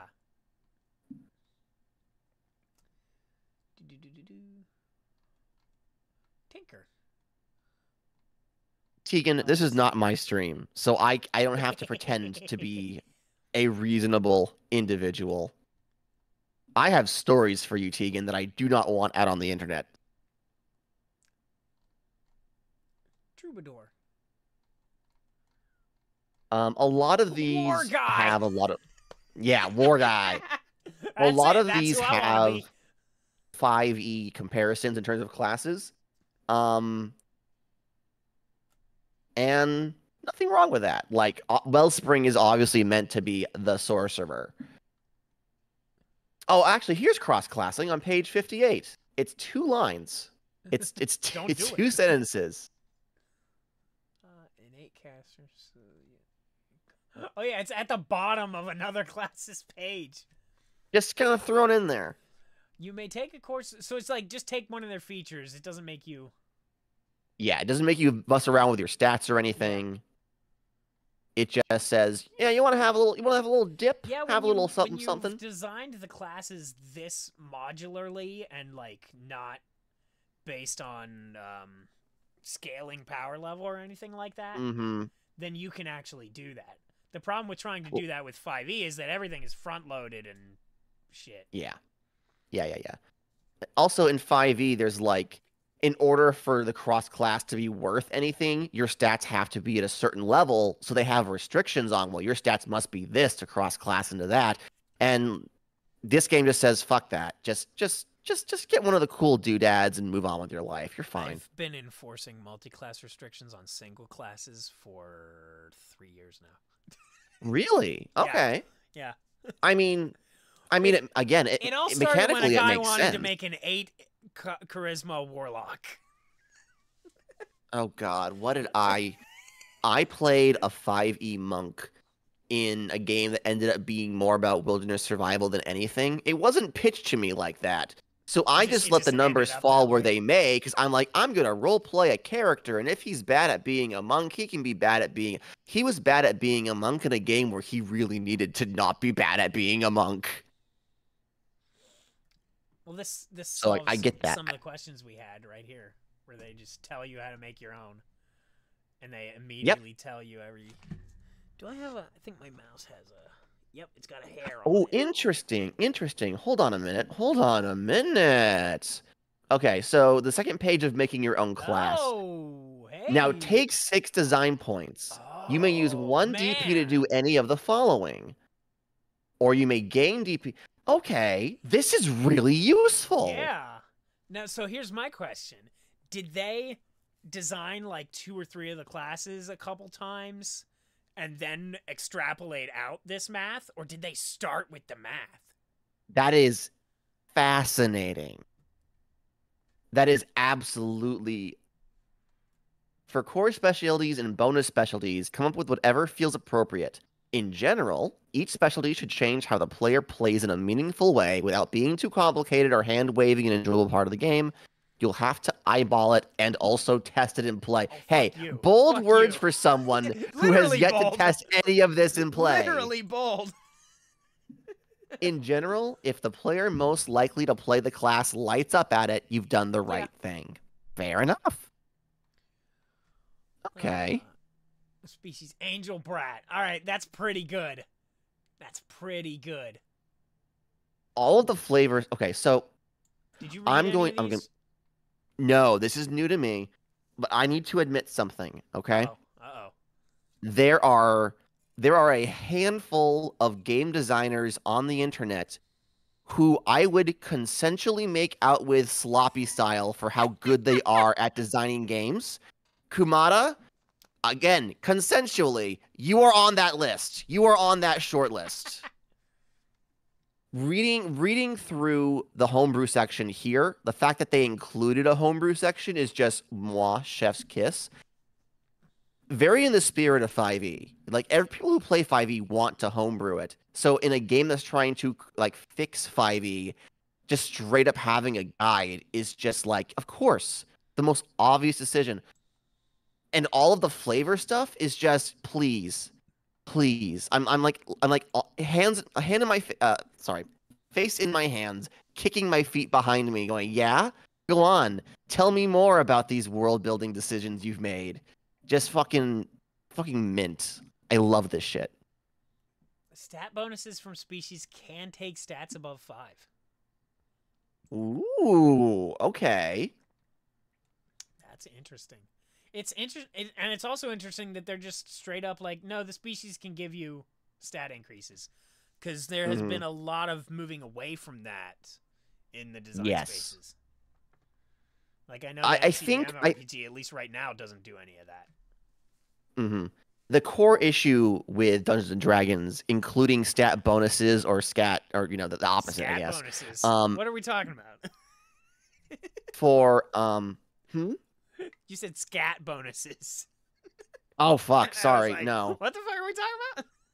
Now you could have chosen to not draw attention to that and just move on with our lives. Absolutely not. What are you? No. That's I'm feeling a little right there. I'm a little gargly. I'm still feeling a little under Yeah, the weather, course. so I've forgive me. I've been up for 13 hours. No. So stat bonuses related to like racial stuff is primarily only problematic when it's tied with the other world building of the Forgotten Realms and D&D. So like when you have a race that is just naturally not as intelligent as another one, that's kind of like game mechanics wise, it's like tilt your head a bit, but then you combine it with all the other weird microaggressions that are tied into the race's lore, and then it's like, okay, well now you're doing it on purpose. Yeah. It So is I not like necessarily that most of the names inherently They're bad. not sticking with all the standard names. Like Oh yeah, for sure, Bladeborn for sure. instead of elves. Guana. Guana are considered lazy by bigots in cold climates, but the folk in northern cities don't quite understand how vital the sun is to these bipedal lizards. Okay. Lizard dudes. Lizard dudes. And I got that right away. Guana. Yeah, no, like iguana. Okay. So they're like lizards. Got it. I did not get that. I was like, what the fuck? So far, every single race knows profit, which I think is absolutely fantastic. Of course. This, like, yeah, of course people, everyone is going to have some way of communicating how they can, like, sell or buy something. Like, that makes sense. Their tieflings are just called horned. Simple enough. Reject your reality. You may, when the GM introduces a detail about the world, force the GM to revise it. You may not decide what the revision is, although you are allowed to make a request. Cooldown D4 sessions.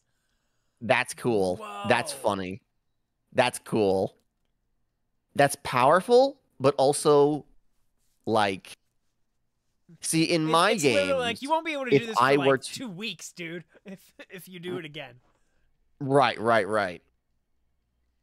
In my personal school of game design, I would have tried to mechanize that to make it like a goal that players would have to work for. But also when I do that sort of thing, I always struggle with trying to balance it so that it's attainable, but also not going to come up too often. Just saying, yeah, no, this is tied to a race. If you're the person who wants to do this, here you go. You just choose to have that as an option. But also,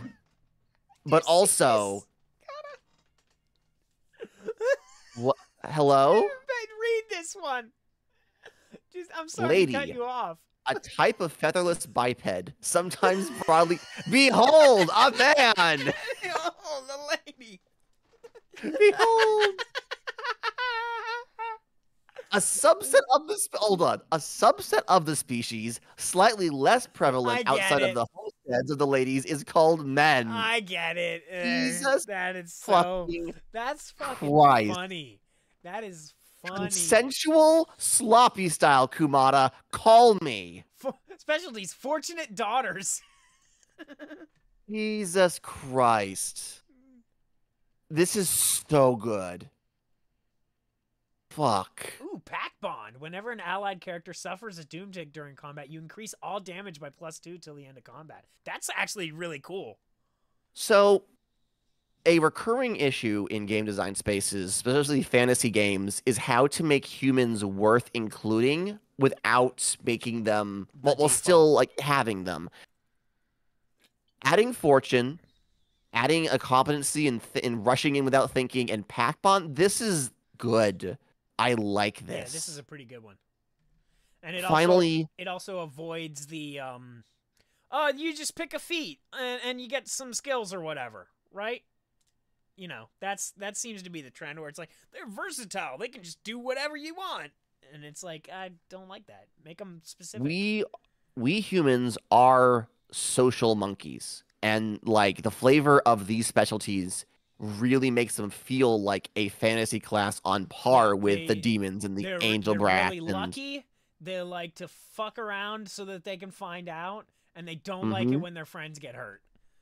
Yeah, that makes sense. That makes sense. I like it. Mantid. Ooh, what's this now? Mantids spend their first year in an underground cocoon as a sort of slurry. When they hatch, they do so as tall, blade-limbed predators with a fierce hunger for meat. Oh, so they're like mantis dudes. Like bug people. Yeah, okay. Bug people. the art chosen doesn't really give me the right visual, but like how many old bug people Yeah, drawings that's are true. out there, you know? So that's why I was a little confused at first, Moon but I like eyes. that. I Short like that. bipedal owls. Moon eyes are naturally anxious, social, and tend to communicate a lot through looking at things, sometimes forgetting to speak Oh. entirely. Traditional moon-eyed homes or low-ceiling burrows in a moon-eyed kingdom will often look like a regular field. All right, listen, I am not normally a furry ancestries guy. Hello? Hello? Yeah? Clip that, clip that, clip that. Cut it off. You know where. Oh, okay. I get you. I Yeah. am... Sorry, go ahead. But, Go ahead. like, normally I'm like... There should just be, like, one group of, like, they're all animal people, and this is the animal people village, and they are all, like, one thing. But, like, this is so cute and cool that I kind of just want to add them to my whole game. Oh yeah, no, absolutely. I wasn't gonna say it, but I'm definitely taking some inspiration from this world building and being like, mine now, yoink. Yeah. Like, I would definitely add these to any game that has a big kitchen sink feel. Mm-hmm. Mm-hmm. Especially Mike Shea's, what is it called? City of Arches setting. I would Mm-hmm. add them to that for sure. I want to draw attention to two things. First of all, their +1 is to inspection, which, yes, absolutely yes. Rephrasing wisdom to inspection just adds a whole another layer of creativity to this game. It just feels fresh to me. And also, we've been over the languages previously, but can I just reiterate that one of the languages in this game is called Dirt Bath? Yeah. That's a language. As a chicken tender, I am absolutely in love. All right. Mountain crawler. This is your dwarf. Right. However, Click clack. they have Unarmed 6 attacks. legs. What? Hold Wait, on, what? hold on.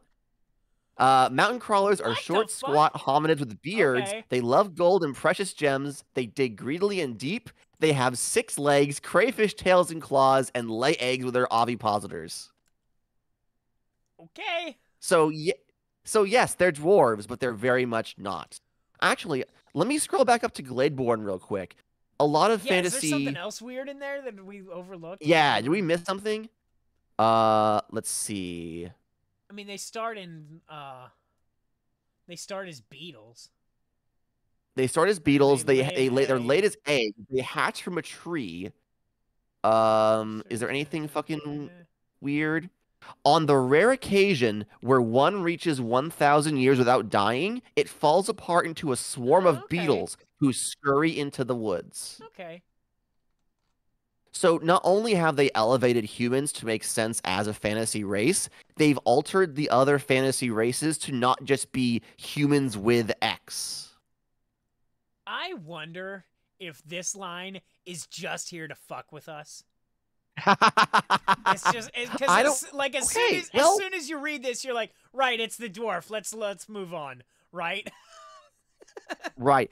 However, I actually think when they're describing the language of resonance, they do mention claws tapping against the caves of walls, the walls of caves, rather. You are right.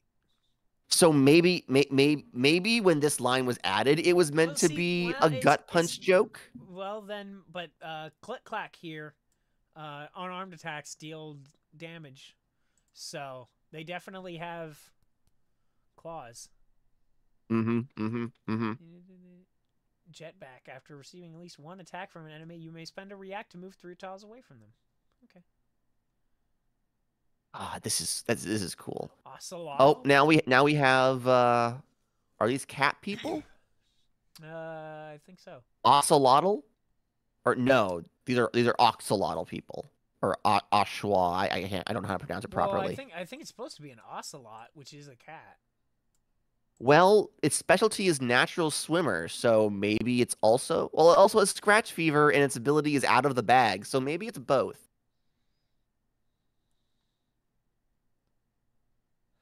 Again, the art unfortunately does not really. I mean, what are you gonna do? What are you gonna do? No. Let's see. Pangolin. Pangolins are a Pangolin? rare sighting outside of their dense jungles to the south. This feels like it's a real word that I don't know the reference to. Oh, no, a pangolin is like an actual creature. Yeah, that's what I mean. I don't know what that is. Literally Google it right now. They're so fucking cute. I would, but opening Chrome will crash this entire computer. God damn it. Well, look it up later. Look it up later. They're like if armadillos had dragon scales and also cute little front claws. I do know what that is then. Yeah. Oh, okay. And once you described that, it clicked over. Yeah. Pipekin. I really like not leaving the pangolin just yet. Okay. Let's see. This is mainly due to the tradition of hunting them for their scales, which only ended one pangolin lifespan ago. But their lifespan is 300 years. Right. Without saying it, that is so creative. Because to a pangolin, this happened very recently. But to other races, it was a while ago. So like that's so interesting. Yeah. Oh, I love it. Okay, I'm sorry. We can continue on. Pipekin. Okay. These are your hoobits. These are your hoobits. These are your hoobits. I do like the sharp teeth and webbed toes added to it. Like, okay, that's interesting. Yeah. Unfortunately, they are also obligate smokeaholics, and the entire species went to war during the Great Pipeweed Shortage of 012. Oh my god, look at their lifespan. Their lifespan is 419. They'll never get there. They'll never make it. They'll never get there. That's amazing. I love it. That is so cute. Oh, okay, here's something interesting. Smoke break. You do not receive any benefits from snooze and slumbers unless you spend a pipeweed during that time, going back to needing a resource to gain the mechanical benefit of resting. Cool. And you can also... This, along with the thing from... Who was doing the other thing? Was it Marsha that had a thing? I have not read Marsha's... It's not I have not read Marsha's. Something else. Okay. So it might not be Marsha. It's somebody... Somebody had a thing where they got where their hoobits got a walking stick that would let them ignore difficult terrain. Ooh. And my brain exploded all over my walls. And I can't remember who that was, but that was. It makes really sense though. Idea. Especially considering how focused on traveling the Lord of the Rings as a series was. Yes, that's a very flavorful and logical addition. Whoever this was, and it might have been Marsha for a different project. It's not part of Fantasy Medieval Campaigns. Okay. If it is Marsha, but I think it might be someone else because whoever this was, they had combined their hoobits and their gobos.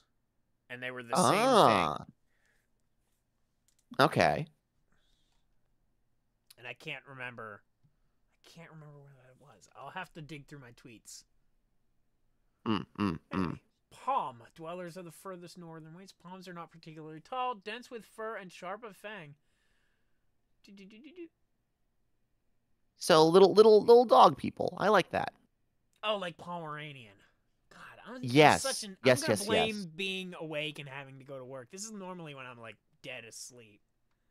I feel like I keep going back to the languages. I'm just so enamored with how the languages work. They're pretty cool. Yip Yip is described as being a series of very quick, high-pitched chirps, like the yapping of a dog. Yeah. So you would use choir speak if you wanted to establish that you are telling the truth, because you cannot lie in choir speak. You would use resonance if you are trying to communicate through an object. Yip Yip is specifically for speed. Whatever the bone rattling one is like incredibly information dense, but it takes a long time to perform. So if you wanted to get across a very complex concept in a way that could not be misunderstood, you would use that. it's like each language doesn't just have a reason to exist, it has a specific niche in gameplay, and I adore it so much. Oh, you could definitely reskin Wilbur to be a Minotaur if you wanted. Oh yeah, I just got there myself. So it's a pig man. But they have like they can use their they have the ability Truffle Seek. Yeah, they can find truffles. That is so cute. It restores level divided by 2 d4s of hit points when eaten as miscellaneous. That's so cute. I love a bunch of this and have no gold value that keeps popping up. Because I got a guy who is constantly trying to pick up, like, dead orc scimitars to sell back in town. I mean, when you're playing a game that prioritizes that action, then yeah, you're going to want to go towards it. I gave the guy, like, $5,000 to start with. In their first dungeon, they found a secret door, and there was, like, 5,000 each in gold. Then they cleared out a wizard tower and found like a whole closet full of gold bars. Like they're rich. Onslaught. If this game has taught me anything, it's that everyone speaks profit. Yeah. I've been watching Deep Space Nine. Yeah? Okay. All right. Have you not seen Deep Space Nine? No, I know exactly what you're talking about. Okay. I'm not a big Star Trek fan, so I get the reference, but I'm not going to laugh at it. Sorry. I feel you. I get it. All right. Fair enough. I see how it is. I see how this stream's going. All right. Hybridization. Hey, I'm just a guest. I don't have to be nice to you. I'm the guest here. So I'm the guest. You fucking douchebag. You were that kid, weren't you? Yes. Absolutely. Now, were you the opposite way when the other kid was at your house? Were you like, it's my house, no. it's my Sega Genesis, so we'll play my game? But then when you go over to their house, you're like, I'm the guest. I get to play with. No. Was like that. When I have guests, I'm a fucking doormat and a delight. However, but yes, hybridization, because you're gonna want to have mixes of various things. So you just swap one out. And it could be anything. It could be the specialty, or it could be the stat bonus or languages. I think I'm of the opinion that if you're going to have defined races, you should put your foot down and make a lady be a lady, you know? Like I feel like they should be separate entirely. That's where I'm at, and only because I just think it's mostly kind of gross.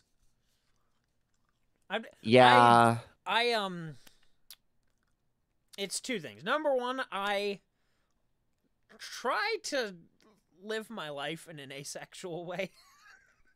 Okay. Right? Like what I do is my business. Speak for yourself. Nobody else's. Right? I don't like the idea of other people thinking about me and what I'm doing. Well, okay. Bad news bears there. You brought it up, so... So now everyone is right. Okay. But... Yep. But you know what I mean. Chat, like, share with me what horny activities is going on in your mind palace right now. Hey, let's get that discussion going, eh? All right. But then also it's like, you know, a lot of these species aren't cross-compatible, period. But then on top of that, you have a lot of the times when a player wants to be like, I'm the half tiefling, half elf, and it's like they just want to be special in like a way that like, and it's just like that kind of player usually is like a red flag for me, only because it's like, are you here to make your OC, or are you here to play the game that we're playing?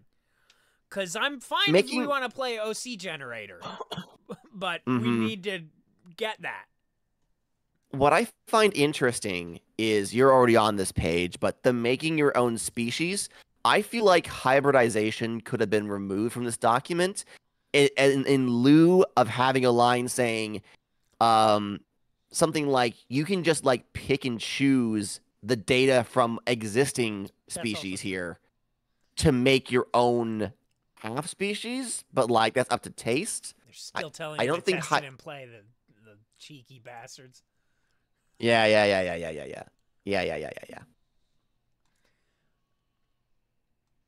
It's interesting that they don't have the whole page of stat things, but then again, what are you gonna do?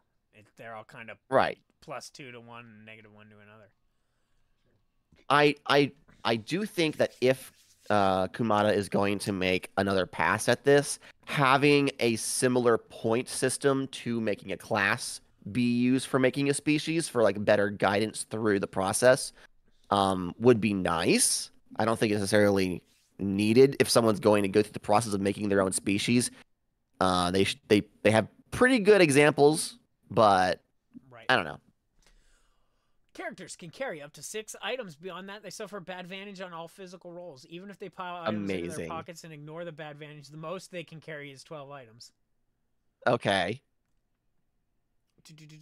Fortunately, characters can also wield items. Items do not count as being carried if they're wielded. Characters can wield an item in each hand by default. Characters have 2 hands. 2 hands. Yep. That's cute. Characters can also wear so items. this is literally like a Minecraft inventory system at this point. Which I like 3E that. did. You know? That's not super new. For all that I have opinions on Dungeons and Dragons, I have not actually read through 3rd edition. Don't so I did not know that.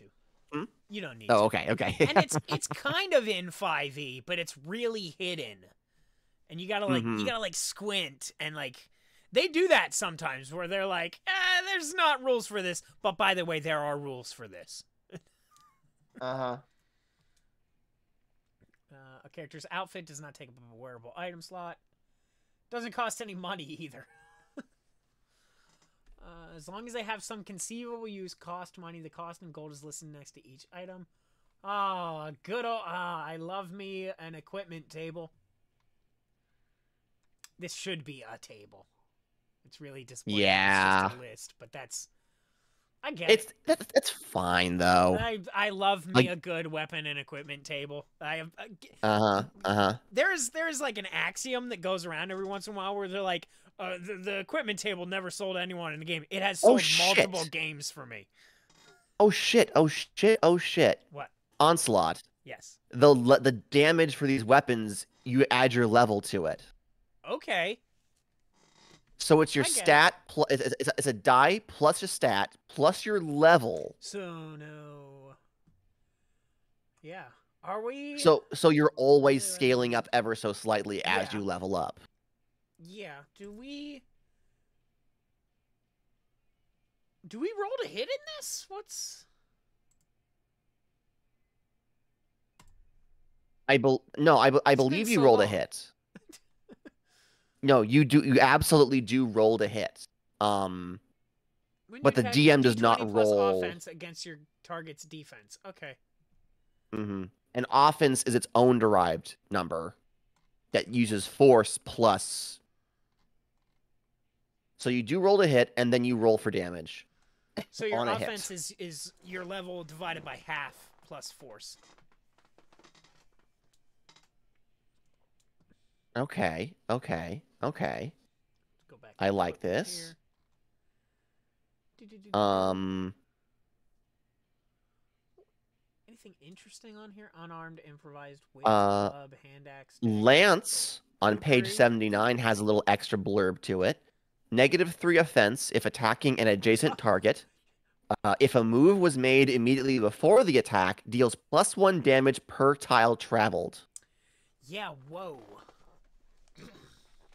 So if you can get a running start on that lance, yeah, that's good. I like that. I like that a lot. Also, that is how I think a lance should work. That's a great axe right there. With the cleave built in when you kill. That's a really popular OSR house rule. In the OD&D game I'm in, we're using the weapons table from Wolves Upon the Coast, and that's one of the things that's in there.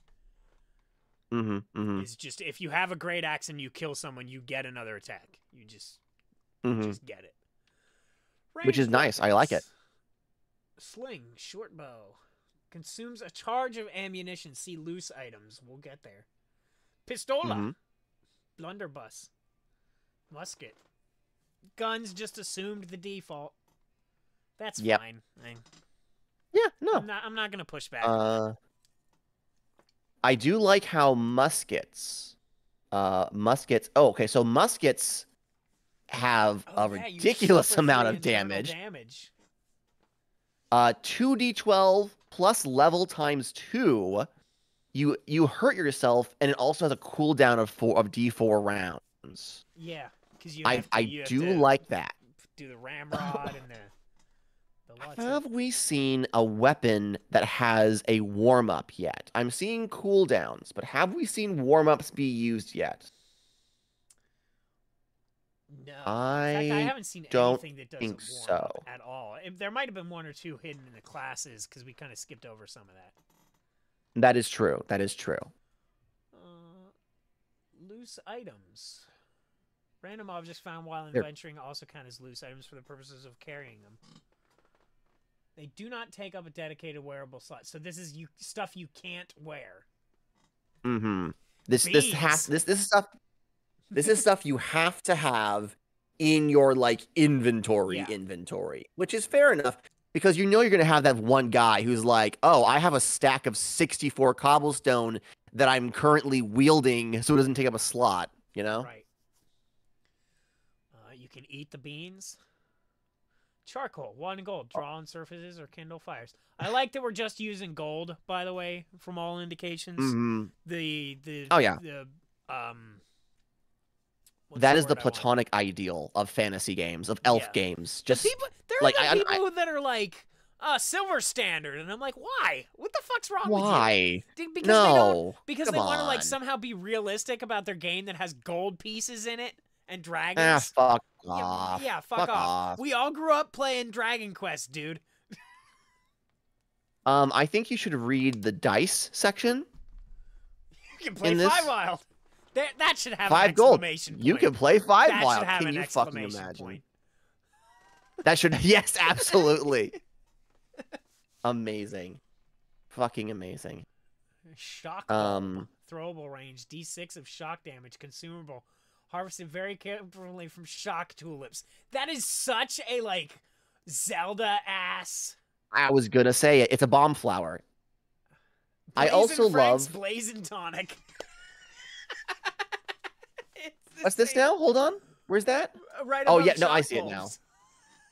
Covered in tacky branding. Also works as a condiment on food, although in that regard, it's a little underwhelming.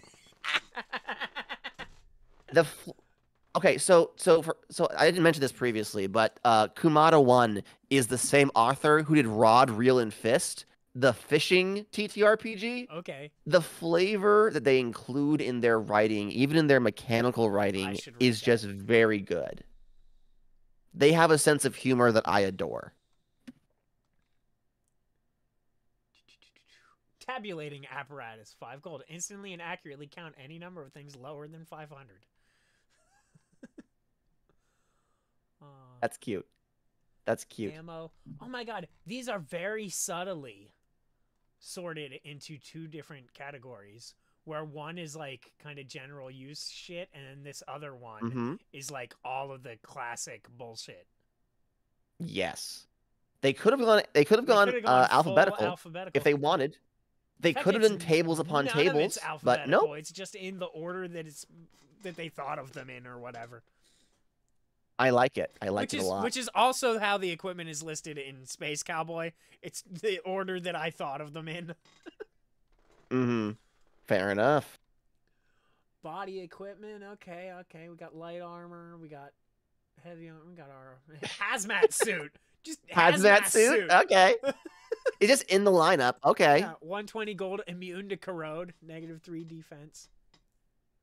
Super heavy armor takes 2 hours to enter or exit this. That's awesome.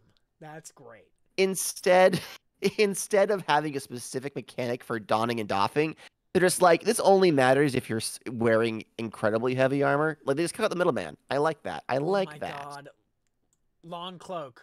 20 gold plus 1 resist while worn. This bonus is removed when you take damage and stays gone until the cloak is mended over the course of a slumber. This is so... See, this is the shit that I am living for in these hacks.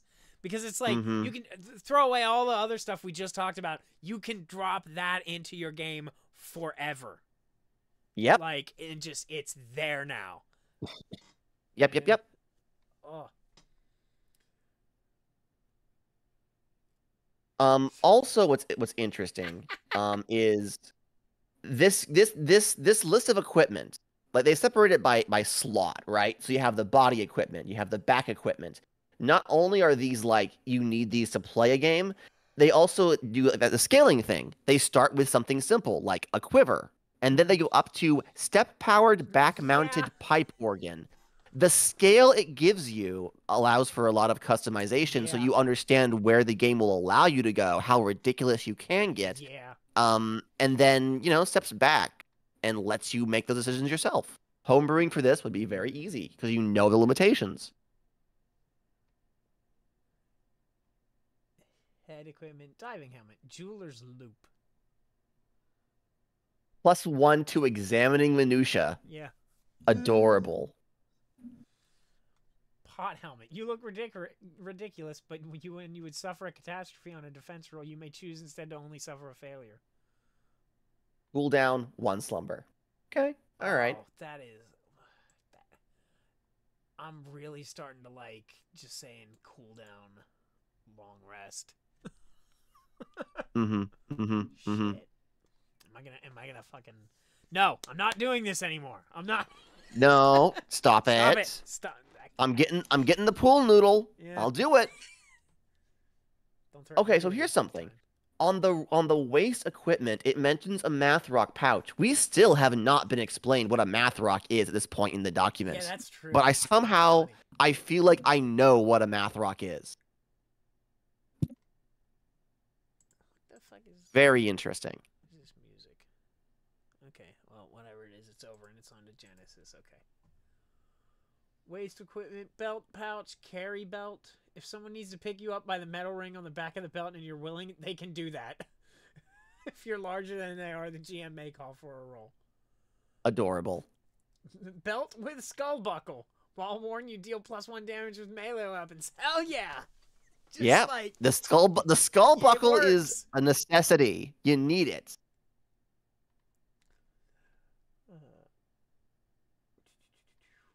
Mounts.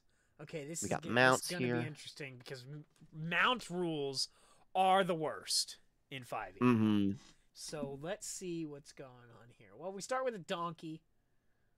Once per session, will absolutely refuse to do something important and minor. So let's actually read the mount rules real quick because it's 4 lines, right? Yeah, why not? While ridden, mounts match their rider's pace. Okay. So there's no bonus to having a specific mount over another one. While ridden, mounts do not take damage or make doom ticks. Their rider does. Okay.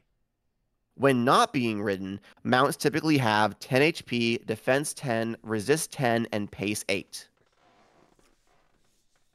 So there's no mechanical benefits to having a generic mount.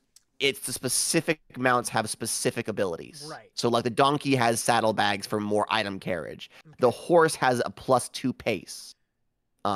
Instead of the generic mount rules being all mounts are this. No, it's like, no, specific mounts are specifically this. And I like that. You only need to know what your specific chosen mount can do. The spider chair is bonkers, but so is the haunts. I really love the line that says free to starting player characters who do not intend on unequipping it. Yeah. The accessibility, baby! Battle wheelchairs, let's fucking go! Saddlebags carry 6 items, can step over obstacles 3 tiles high or smaller without bringing the strider or leaving its position close to the ground. Has a tongue like a hummingbird and feeds on dreams. What the fuck? Jesus. Just, yeah, all right. Moving on.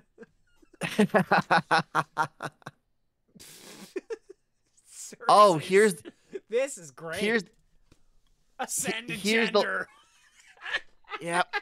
Wait. After maxing out your gender's EXP track, you may freely... What? I feel... Oh, okay. All right.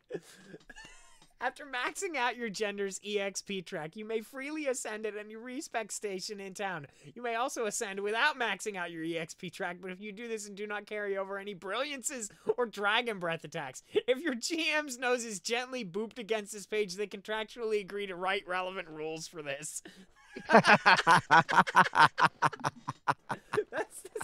so... This game knows how seriously to take itself, which is not much at all. Not by much at all. Clip that and put it in the Discord for fun. Fucking amazing. Fucking amazing. Can I... Okay, so now we have in fact reached the weirdly horny about lumberjacks thing. I saw back rub from an unemployed lumberjack. 1 gold. The height of hedonism. And I'm like, okay, so that was it. Then I scroll down. 7 unemployed lumberjacks, a hot tub, and a cheese platter. Now we're talking.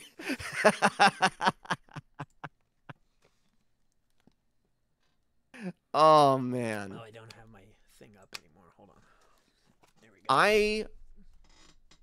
I understand the desire of people who love D&D to be super serious about their hobby. But also, 90% of the fun of actually playing D&D is weird shit happening at a table and everyone losing their mind over it. So the vibe of the services is like, no. We're here to have fun. Have fun, damn it. These are magic items. Mm-hmm. But you can buy them. That's interesting. An enchanted item might be a weapon, body, equipment, or loose item. Always unique. There's no such thing as a default magic sword. These are not sold in regular shops and are rarely for sale at all. Oh, okay. That solves the problem of +1 magic swords just expected to be there at a certain level. Yeah. If you have a drinking goblet of mayonnaise, it's the only one. Excuse me, I have found a formatting error. This text has been justified when it should be centered normally. Jesus Christ. Shut the fuck up. That's an editor's note right there. That's it. Okay, here's your pride and joy. Okay. Math rocks are crystallized bits of reality, the foundation of modern magic. They are also items and take up space in your inventory. Single use, they cost money, they're not sold in shops, and they can be used by anyone. Casters fuck spell slots. Own math rocks, and those math rocks can only be used by the caster. Okay. Oh, that's right, because one of the abilities was you can... You know what? I'm gonna personally scroll back up and read through the math rocks thing for... Okay, so the specialty for the Arcanist, which is like the wizard, you can freely create at no cost level times 20 gold's worth of math rocks from like a specific list. You may also spend your old gold to make more if you wish. Okay, all right, yeah, all right. All of them have gold prices listed here. Oh, that's okay. Okay. I like it. It also incentivizes why you go out into the world to find gold and things for sale because your spell casting is fueled by a monetary system. Interesting. Well, I think you can create some degree of them for free, but I don't know if Right.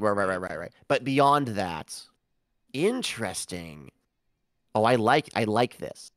For a we go out and kill things for profit game, this feels very, very good. Spooky hand. You control a phantasmal hand with limited grip strength out to range 12. Maintain 1 minute.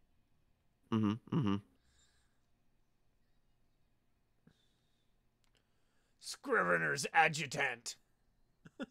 Place a sigil on a target tile.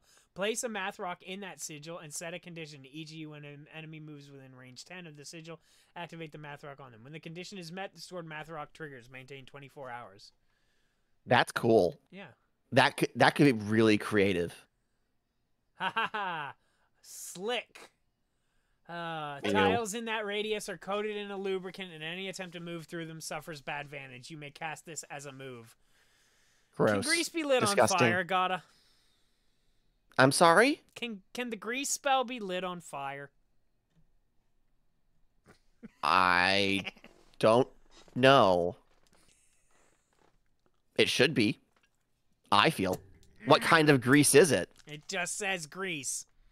Okay. In Then 5e. yeah, then we have an issue. Yeah.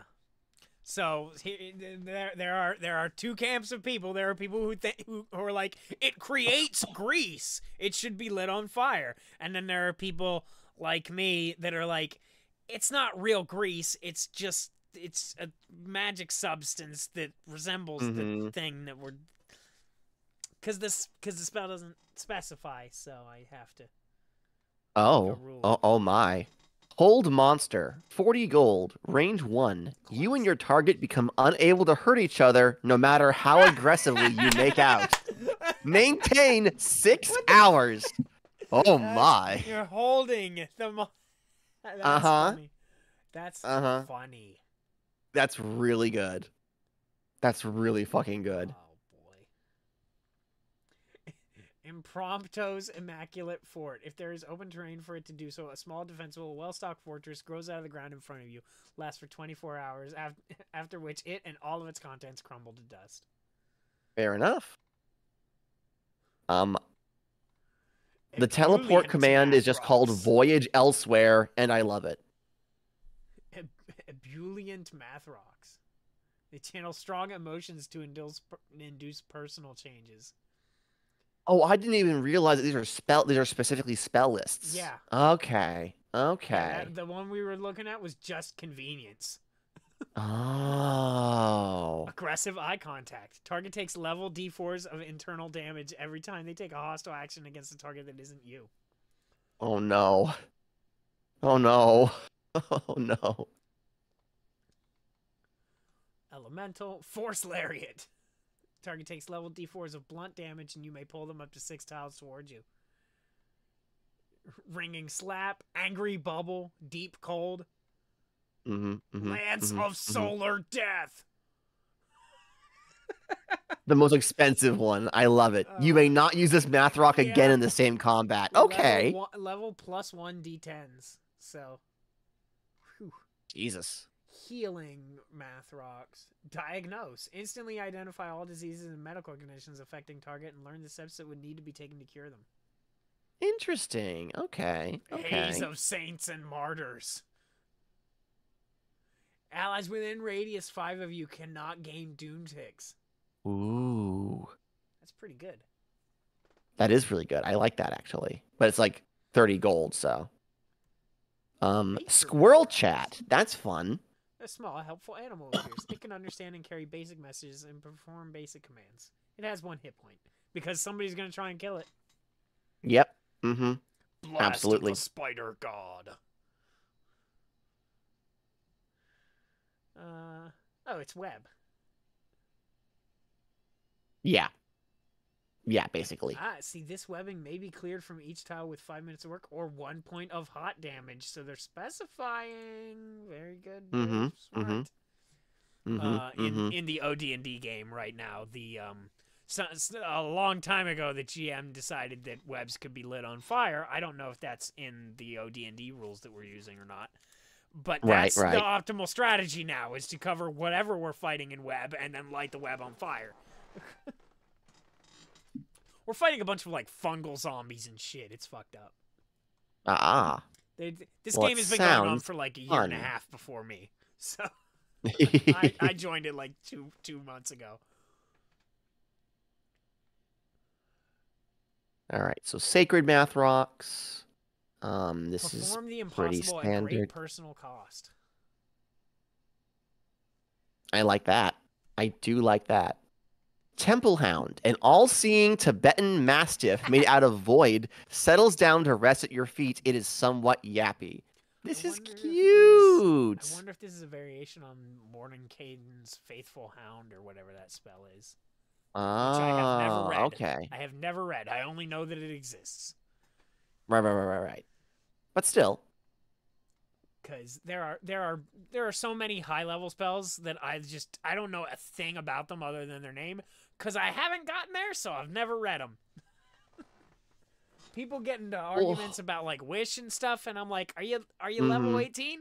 No, then who cares? Go. Then quit fantasizing. Worry about it when you get there. Yeah, we'll burn that bridge when we come to it. By my tongue.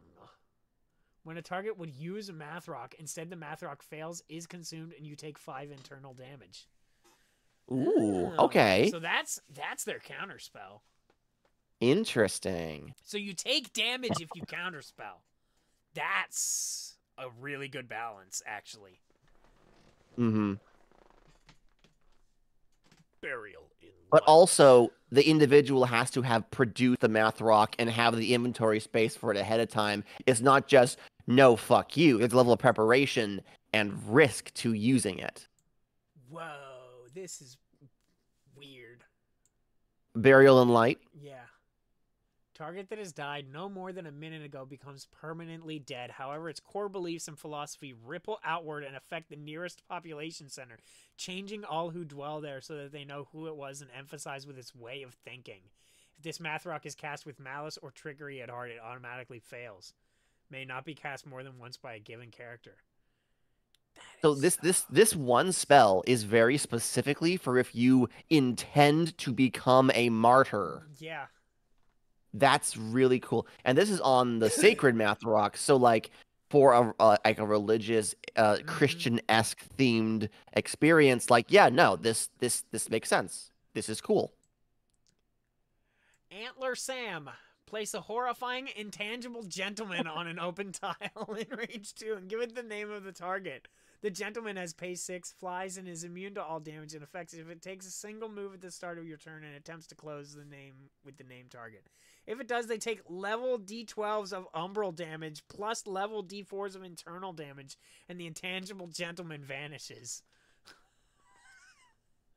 That's literally just, hey, Slender Man on your ass, or like a Weeping Angel, I guess. Yeah. That is cool though. Making your own math rocks. Should be designed like equipment with the caveat they are always single use and thus can pack a little more punch. A math rock should provide a significant boost to getting out of your current situation for every 10 GP it costs. To offset particularly strong benefits, give it a drawback, and as always, test it in play. Abnegation. Ba-da-ba-ba-da-ba. Congratulations, you found the abnegation mechanic. Huh? That's what it says. Wait, what? Abnegation. Congratulations, you found the abnegation mechanic. We found it. We did it, everyone. Each player Loisimos, we did it. Abnegation. While a player has not yet used their abnegation, all characters all have 2+2 max HP.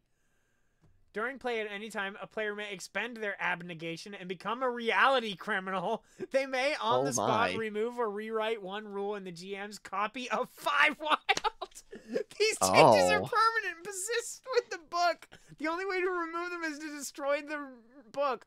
Also, being a reality criminal isn't a bad thing, but angels hate reality criminals and seek their destruction.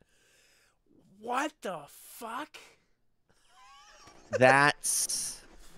What's really interesting is that you could become a reality criminal to destroy the line, these changes are permanent and persist with the book, and then allow someone else to become someone else to be a reality criminal to undo a change that someone else did. One rule. It doesn't say like one. So I guess is each of these dude. Oh my god. All 5 of these are Yep. So all you need is 5 players and you could abnegate, you could literally black hole, yeah. But if you have a table that actually gets together and decides to do that, then more power to them, I guess. I love how this is just like hidden here, and you're not gonna look at it unless you're cover to cover reading the thing. So nobody's even gonna understand that you have max hit points. That's funny. Okay, monsters. I'm just gonna skip ahead here a little bit. Yeah. Because we've been going for a little over 2 hours here, so. Are you getting bored? No, I'm just I do at some point need to like sleep. Yeah, that is true. That is true. I do like how it states equipment found on monsters is generally low quality and of little value unless the GM decides otherwise. Like right there, it's like, stop trying to take all of the goblin loincloths. It's not worth it. Yeah. For fuck's sake. Who's funny? Dungeon Shrimp. Dungeon Shrimp. A tourist in this dimension, heavily armed and licensed to krill. Amazing. Fucking languages. That's carcinization, baby, and fell speak. Maintain distance, focus fire, and closest foot. Oh, I love a good tactics section that is just like, how do I run this fucking thing? Right. I'm a dumbass. Help me out. I've only read this today. The loot section, I'm seeing a single line for loots. Are there not loot tables? So each monster has a very specific thing that it drops. Yeah. Meaning that if you want something, you can say, we're going to go out and try to find and kill some of these things. Yeah. So you always know what you're getting. I'm not against that. Attacks. Shrimp pistol ×2.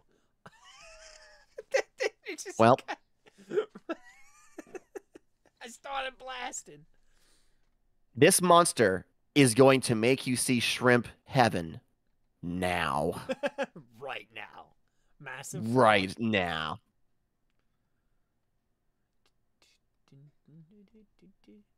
Nile upright. Crocodilian hominids who hang near the surface of stagnant ponds. Pillbug. Town watch. There you go. Now hold on. Look at the loot for the town watch. Golden back pay. The only language they speak is profit. Yep, that's it. That's it. Level 2 monsters. Bag bear. This is a normal bear, but with a bag on its head. Oh no! Tactics. Scramble around wildly trying to get rid of the bag. Oh my god. That's so cute. Specialties. Get it off, get it off, get it off. That's an additional thing. Oh god, that's so funny. Ifriti. I like that Ifriti are just like a level 2 monster. Just like, yeah. Yep. Simple enough. 25 The Greater Potu.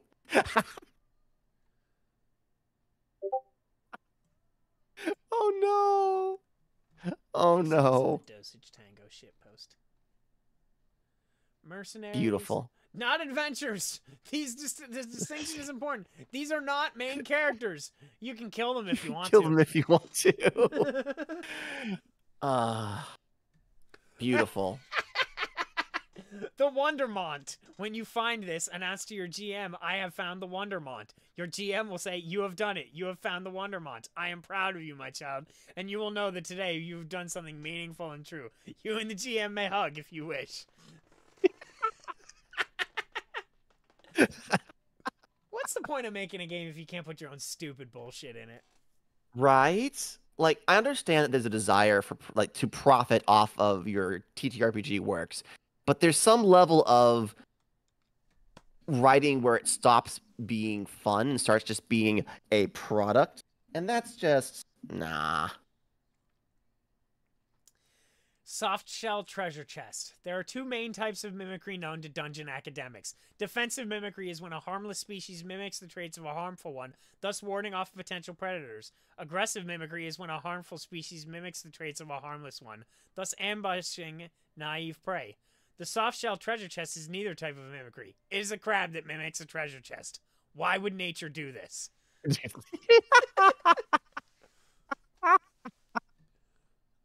The attacks are He pinch. I also like So like the soft shell treasure chest has the engulf attack, which the greater Potu also has, meaning that there are consistent rules for some of these abilities, which I think is nice. Statuary Utah Raptor. What's a Utah? What's a Utah? Oh, Utah Aptor. Right. Got it. Bigfoot hoax. The existential concept of a falsified Bigfoot encounter roams the woods and eats snowboarders. Loot. You'll always have the memories. Fucking hell. Oh, more lumberjacking. Yeah. Yep. Mm-hmm. Oh, boy. Jesus Bunyan. Christ. It is vital that lumberjacks retire once they get to a certain age. If not, after a few years more, they walk into the woods, enter their juniper cocoon, emerging as one of these fearsome plaid giants. Bunyans gather in small groups to drink pine tea and stare wistfully out into the distance. And they're ferociously territorial. Yep. 45 gold worth of ripped plaid. Damn. Oh, the attack is pancake breakfast. Oh, that makes me happy. Oh. Crow cougar. Worse than any other possible animal hybrid. The crow half makes it smart. Oh, no. Oh, no. Loot. Only the knowledge that you killed something rare and beautiful and smarter than most adventurers can ever dream of being. Only that. 12 rations also. Oh, and this. Lobster centaur. Oh, no. They used to just be centaurs until they spoke too much of the wrong language. Right, because that carcinization baby turns you into a crab. Skin cherish. It cherishes your skin. Its own is already baby soft, but imperfections make a thing more interesting. Ugh. Jesus Christ. Ugh. That's... Jesus. Ugh. Fucking hell. Yeah, I'm just gonna... Oh my god, it's on 2 pages. That's really fucked up. Oh my god. It's got a bunch of shit it can do. Read the loot. Amazing. Man, I hate everything there. I'm gonna move on. But honestly, for a D&D monster, hating everything there is kind of part of the experience. Yeah, true. You know? So like this fits the bill. I like Crab this. Pope. Crab Pope? Where? Crab Pope. Oh my god. He judges your non-anthropodal sins. Hold on. Group 2. This is historically a problem.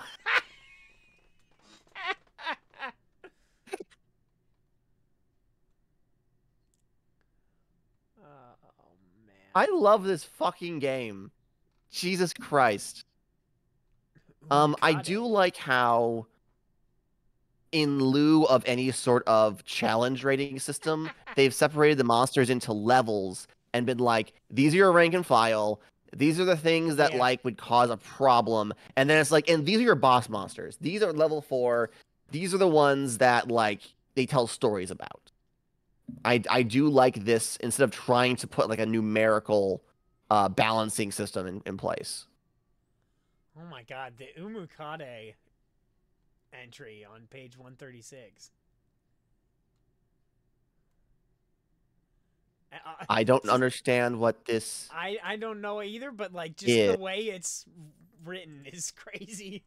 Language is your screams, kind of insect, face. I don't... The loot is nothing. Also, you are burdened by the knowledge that these things exist. So negative nothing, honestly. Yeah. I'm going to choose not to Google this. The temptation is high, but no. Bisected. If defeated with an attack that dealt 20 damage or more, immediately resurrects as 2 smaller Mukade without big or bisected and with half of the original's max HP. No. Spider the stuff. Half spider, half beer bug. Oh. Okay, that wasn't what I expected reading that. The designer was probably going for something slightly different, but Magic isn't always great at linguistic context. Level 6 monsters. Most adventurers quit before they ever fight a cosmic force. That's smart. You should be like them. In fact, don't even read this section. There's nothing here you need to know. Hold on. I need to tweet something. Ezekiel saw a wheel. Actually, a wheel within a wheel. Way up in the middle of the air. Angels, man.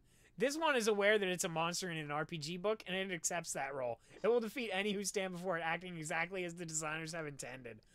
Oh my god. Tactics. Use only the tools on its character sheet to win. Never lateral think. Never take anything less than literally.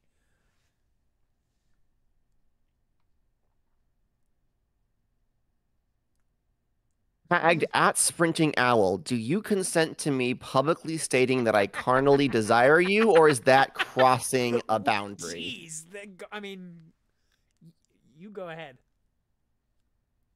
Jesus fucking Christ. Far be it from me to demand to deny a man his carnal knowledge.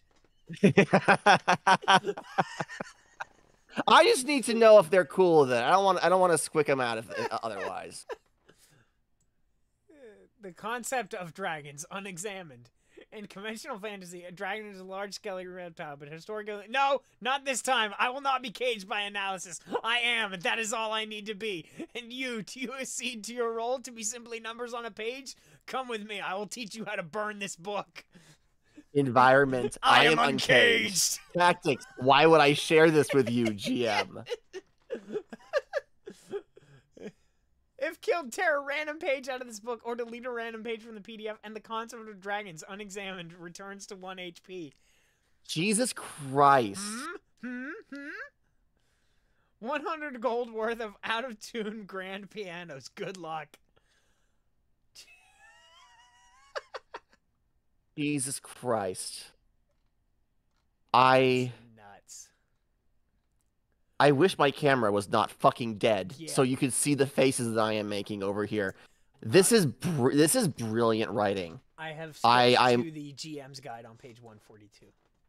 Okay. Because the rest actually, hold on. Making monsters.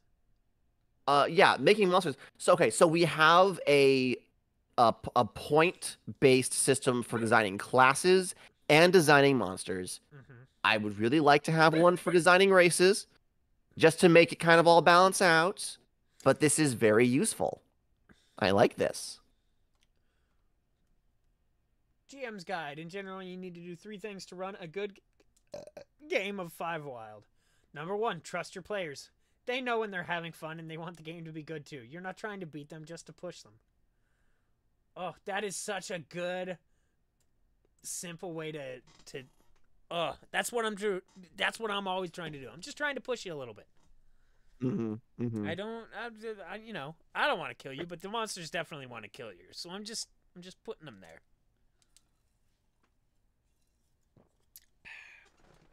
All right. 2. Okay. So the GM's guide was 1 page long. Okay, yeah, I was like, okay, I'm gonna keep scrolling. What other advice? Oh no, that's it. If the rules in this book conflict or don't perfectly cover a circumstance, make a judgment. Play is creative and messy, and players are very good at engineering situations that rules books don't predict. It's fine. Pick a ruling and go with it. Change a rule if it's causing you problems. Yep. Trust the Simple spirit as. of adventure. If a player does something that bothers you, talk to them about it. Also let the players know if you do something that bothers them, they can talk to you about it. Worst case scenario, you and the players might have very different ideas for what you want in the game, in which case let the spirit of adventure guide you to a different group. Let's fucking go. Yeah. Let's fucking go. The world of Fivewild. I'm gonna be real with you. This is not an exact recipe. No, at this point in the book, I do feel like there is no specific image in mind for what this world looks like. No. When stuff in the book conflicts with the vibe in your head, side with the vibe in your head.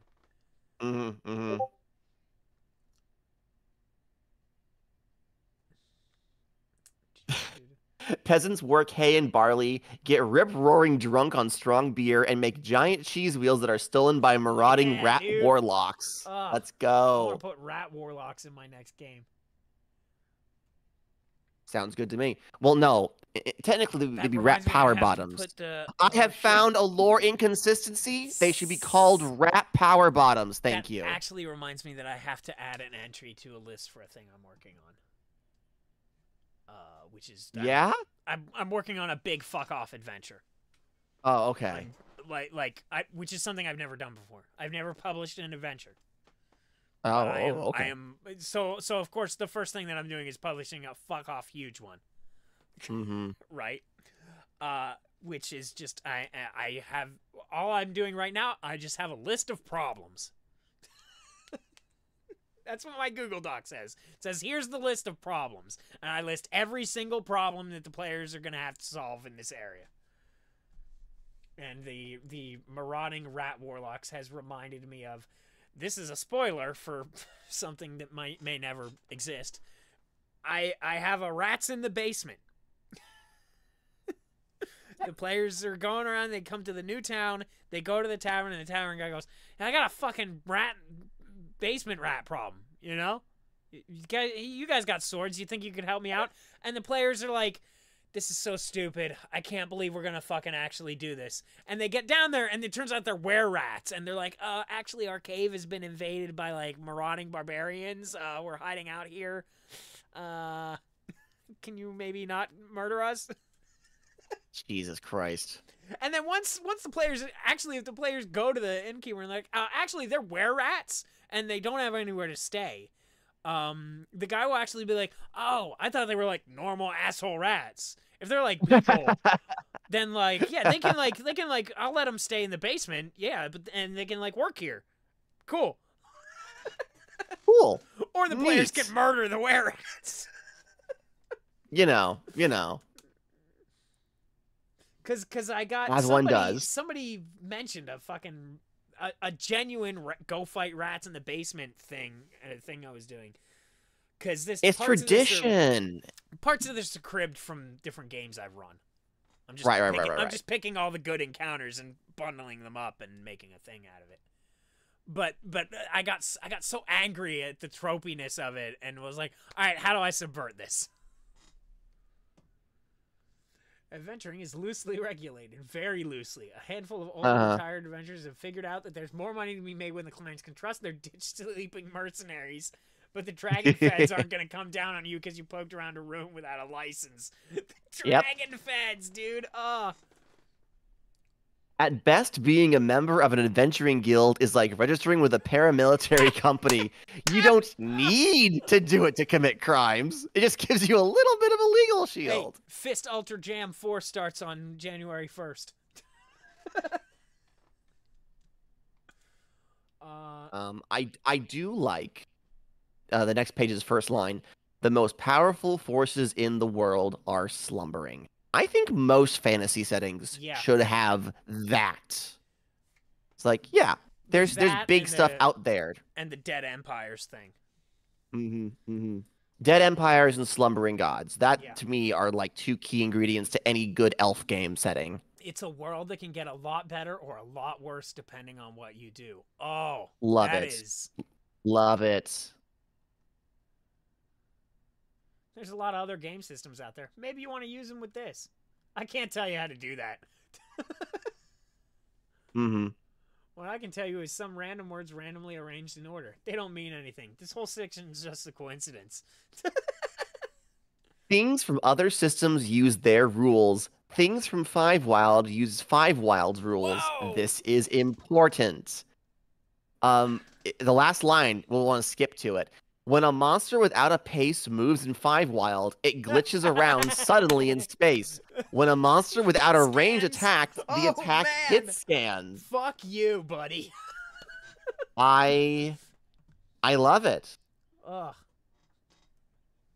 To resolve an attack, you might need to translate between terms like resist and defense and the other system equivalents, and that's fine. But otherwise, the stuff from the other system should behave weirdly. From somewhere else, of course it's gonna be glitchy. Yeah. I wrote. Hold on. Obviously, the closer a system is to Fivewild, the easier it will be to use with Fivewild. So the world's best role-playing game, Fist, will be an easy match. For anything else, just look at it a little bit and you'll be fine. You literally just mentioned Fist by name like 2 seconds ago. Oh. I'm so upset I'm that they have not responded to my tweets. This person train. Okay, all right, okay. Hold on. Just give him a little peck on the cheek. That's all. I am now asking also for a friend. Onslaught is the friend. Great.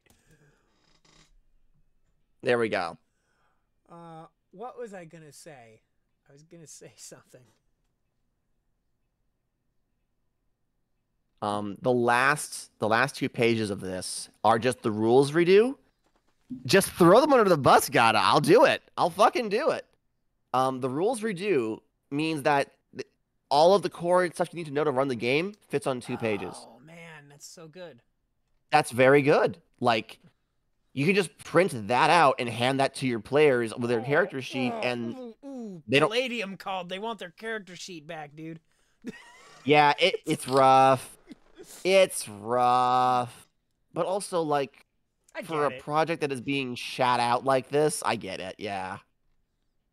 I might make a new one, just for fun. Just for funsies. Just for funsies. If I were going to play, if I wanted to play an elf game, I think this would be. Where's warm-ups? That is a good point. Hold on, let's control F. They only say warm-up 7, 8 times in this document. Okay, so 1, 2, 3, 4, and 5 of them are on the page about warm-up. All right, so the Crab Dead has a warm-up of 1 round from start of combat. That's it. That's the only warm-up in the entire game. That's. Oh, okay. That's I mean, so I guess. stupid. I love it. I guess having a warm-up as an example to use for your own monster is useful instead of just having cooldowns. But yeah, no, it is a little underutilized.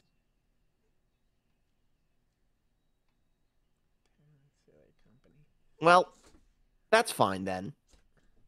That's fine. All right. Yeah. Yeah. Hot damn. Yeah. Wow. That was a lot more. That was really fun. First of all. Yes. That was a great little read for that. I wish it wasn't this many pages, so I could go get it printed for a not insane price. Right. I would put this right on my shelf next to Fantastic Medieval Campaigns. This is good shit. I really, Kamada, if you've listened to this point of us being weirdly horny over your work. I'm so sorry. No, don't apologize. We have to have responsibility.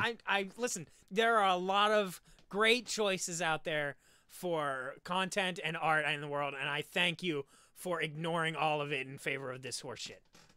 Don't try to downplay the horniness. I, in particular, am still thinking about doing it sloppy style. This definitely should get a 2E, or like just an update, I guess. Whenever you feel inspired. No. What I mean, like a second pass is what I meant to say.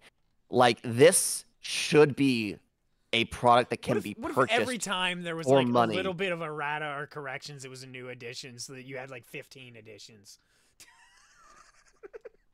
That, you know what? That really would be within the spirit of. That would be great. I would love it. We'll call it 1 Fivewild. Oh man! All right. No, we'll call it Five-Wunnled. Five-Wilder. Ooh. Five Wilder. Wild-Est. Five Wilder than before. Five Wild West. Wild. Oh no! Oh no! The cowboy spinoff, which is the exact same thing, but it's everything is written with like a Western accent to it. Yep. And the God, no! This is really good. This is really good. Thank you for making this. I love you. Goodbye. Mwah. I don't know. How else do you want to like wrap this up? I don't know. Anyway, if you're out there watching this in the VOD right now, I'm gonna paste it in the things. You can go get it. Yes. No, I'm not, because it's not on my copy paste anymore. Are we gonna archive this VOD? I can put it in there. I got it. I got it. Yeah, do the thing. Yeah, because if Here I we try go. and I'll load put that in the Chrome, chat. Oh, hold on. I have to read the rules first. Don't be a dick. Oh no! Do need to Oh, it won't. take a It break. fucking won't let me post it to chat Won't because let you it, put it to of followers course. only. Yeah, of course. And I am currently on a browser that I can't log into. Anyway, it's kumada1.itch.io. Just go there, okay? Just do it. It's fine. Yeah. It's fine. There we go. God damn. I found it. Okay. Okay, good. Hooray. We did it. We're on the screen professionals. for the VOD. I'll archive this. I'm not gonna upload it to YouTube because it's a 3-hour-long video. Oh, okay. I mean, you could. It'll completely tank my engagement. Oh, pish. What are you, a coward? Make your followers watch it. They won't. True. They won't. It'll be bad. True. Anyway, so I'm gonna stop the stream. Thank you everybody for showing up, hanging out in the chat, watching this on VOD Squad. Anything you're doing. What's going on? We got See You Space Cowboy, Sarah's the Planet That Never Sleeps, Cybernetics Catalog coming soon. Where I'm getting art in right now. It looks real spiffy. All of that is on TidalWaveGames.com. Gadda, where is your shit at? Somewhere. They can find it if they feel the need to. Okay. That's all I got. All right, find it. Fist Jam starts January 1st, and I'm definitely gonna have something in it. So stay tuned for that. There's a hint on my itch page. Oh. Considering the order that things are in now. So take a guess if you want to do that. Don't know if that's going to properly be done because there's a lot of stolen art in the document right now. Oh no. So I definitely can't put that out. So until next time, take care of yourselves, take care of each other. ACAB, Black Lives Matter, trans rights are human rights.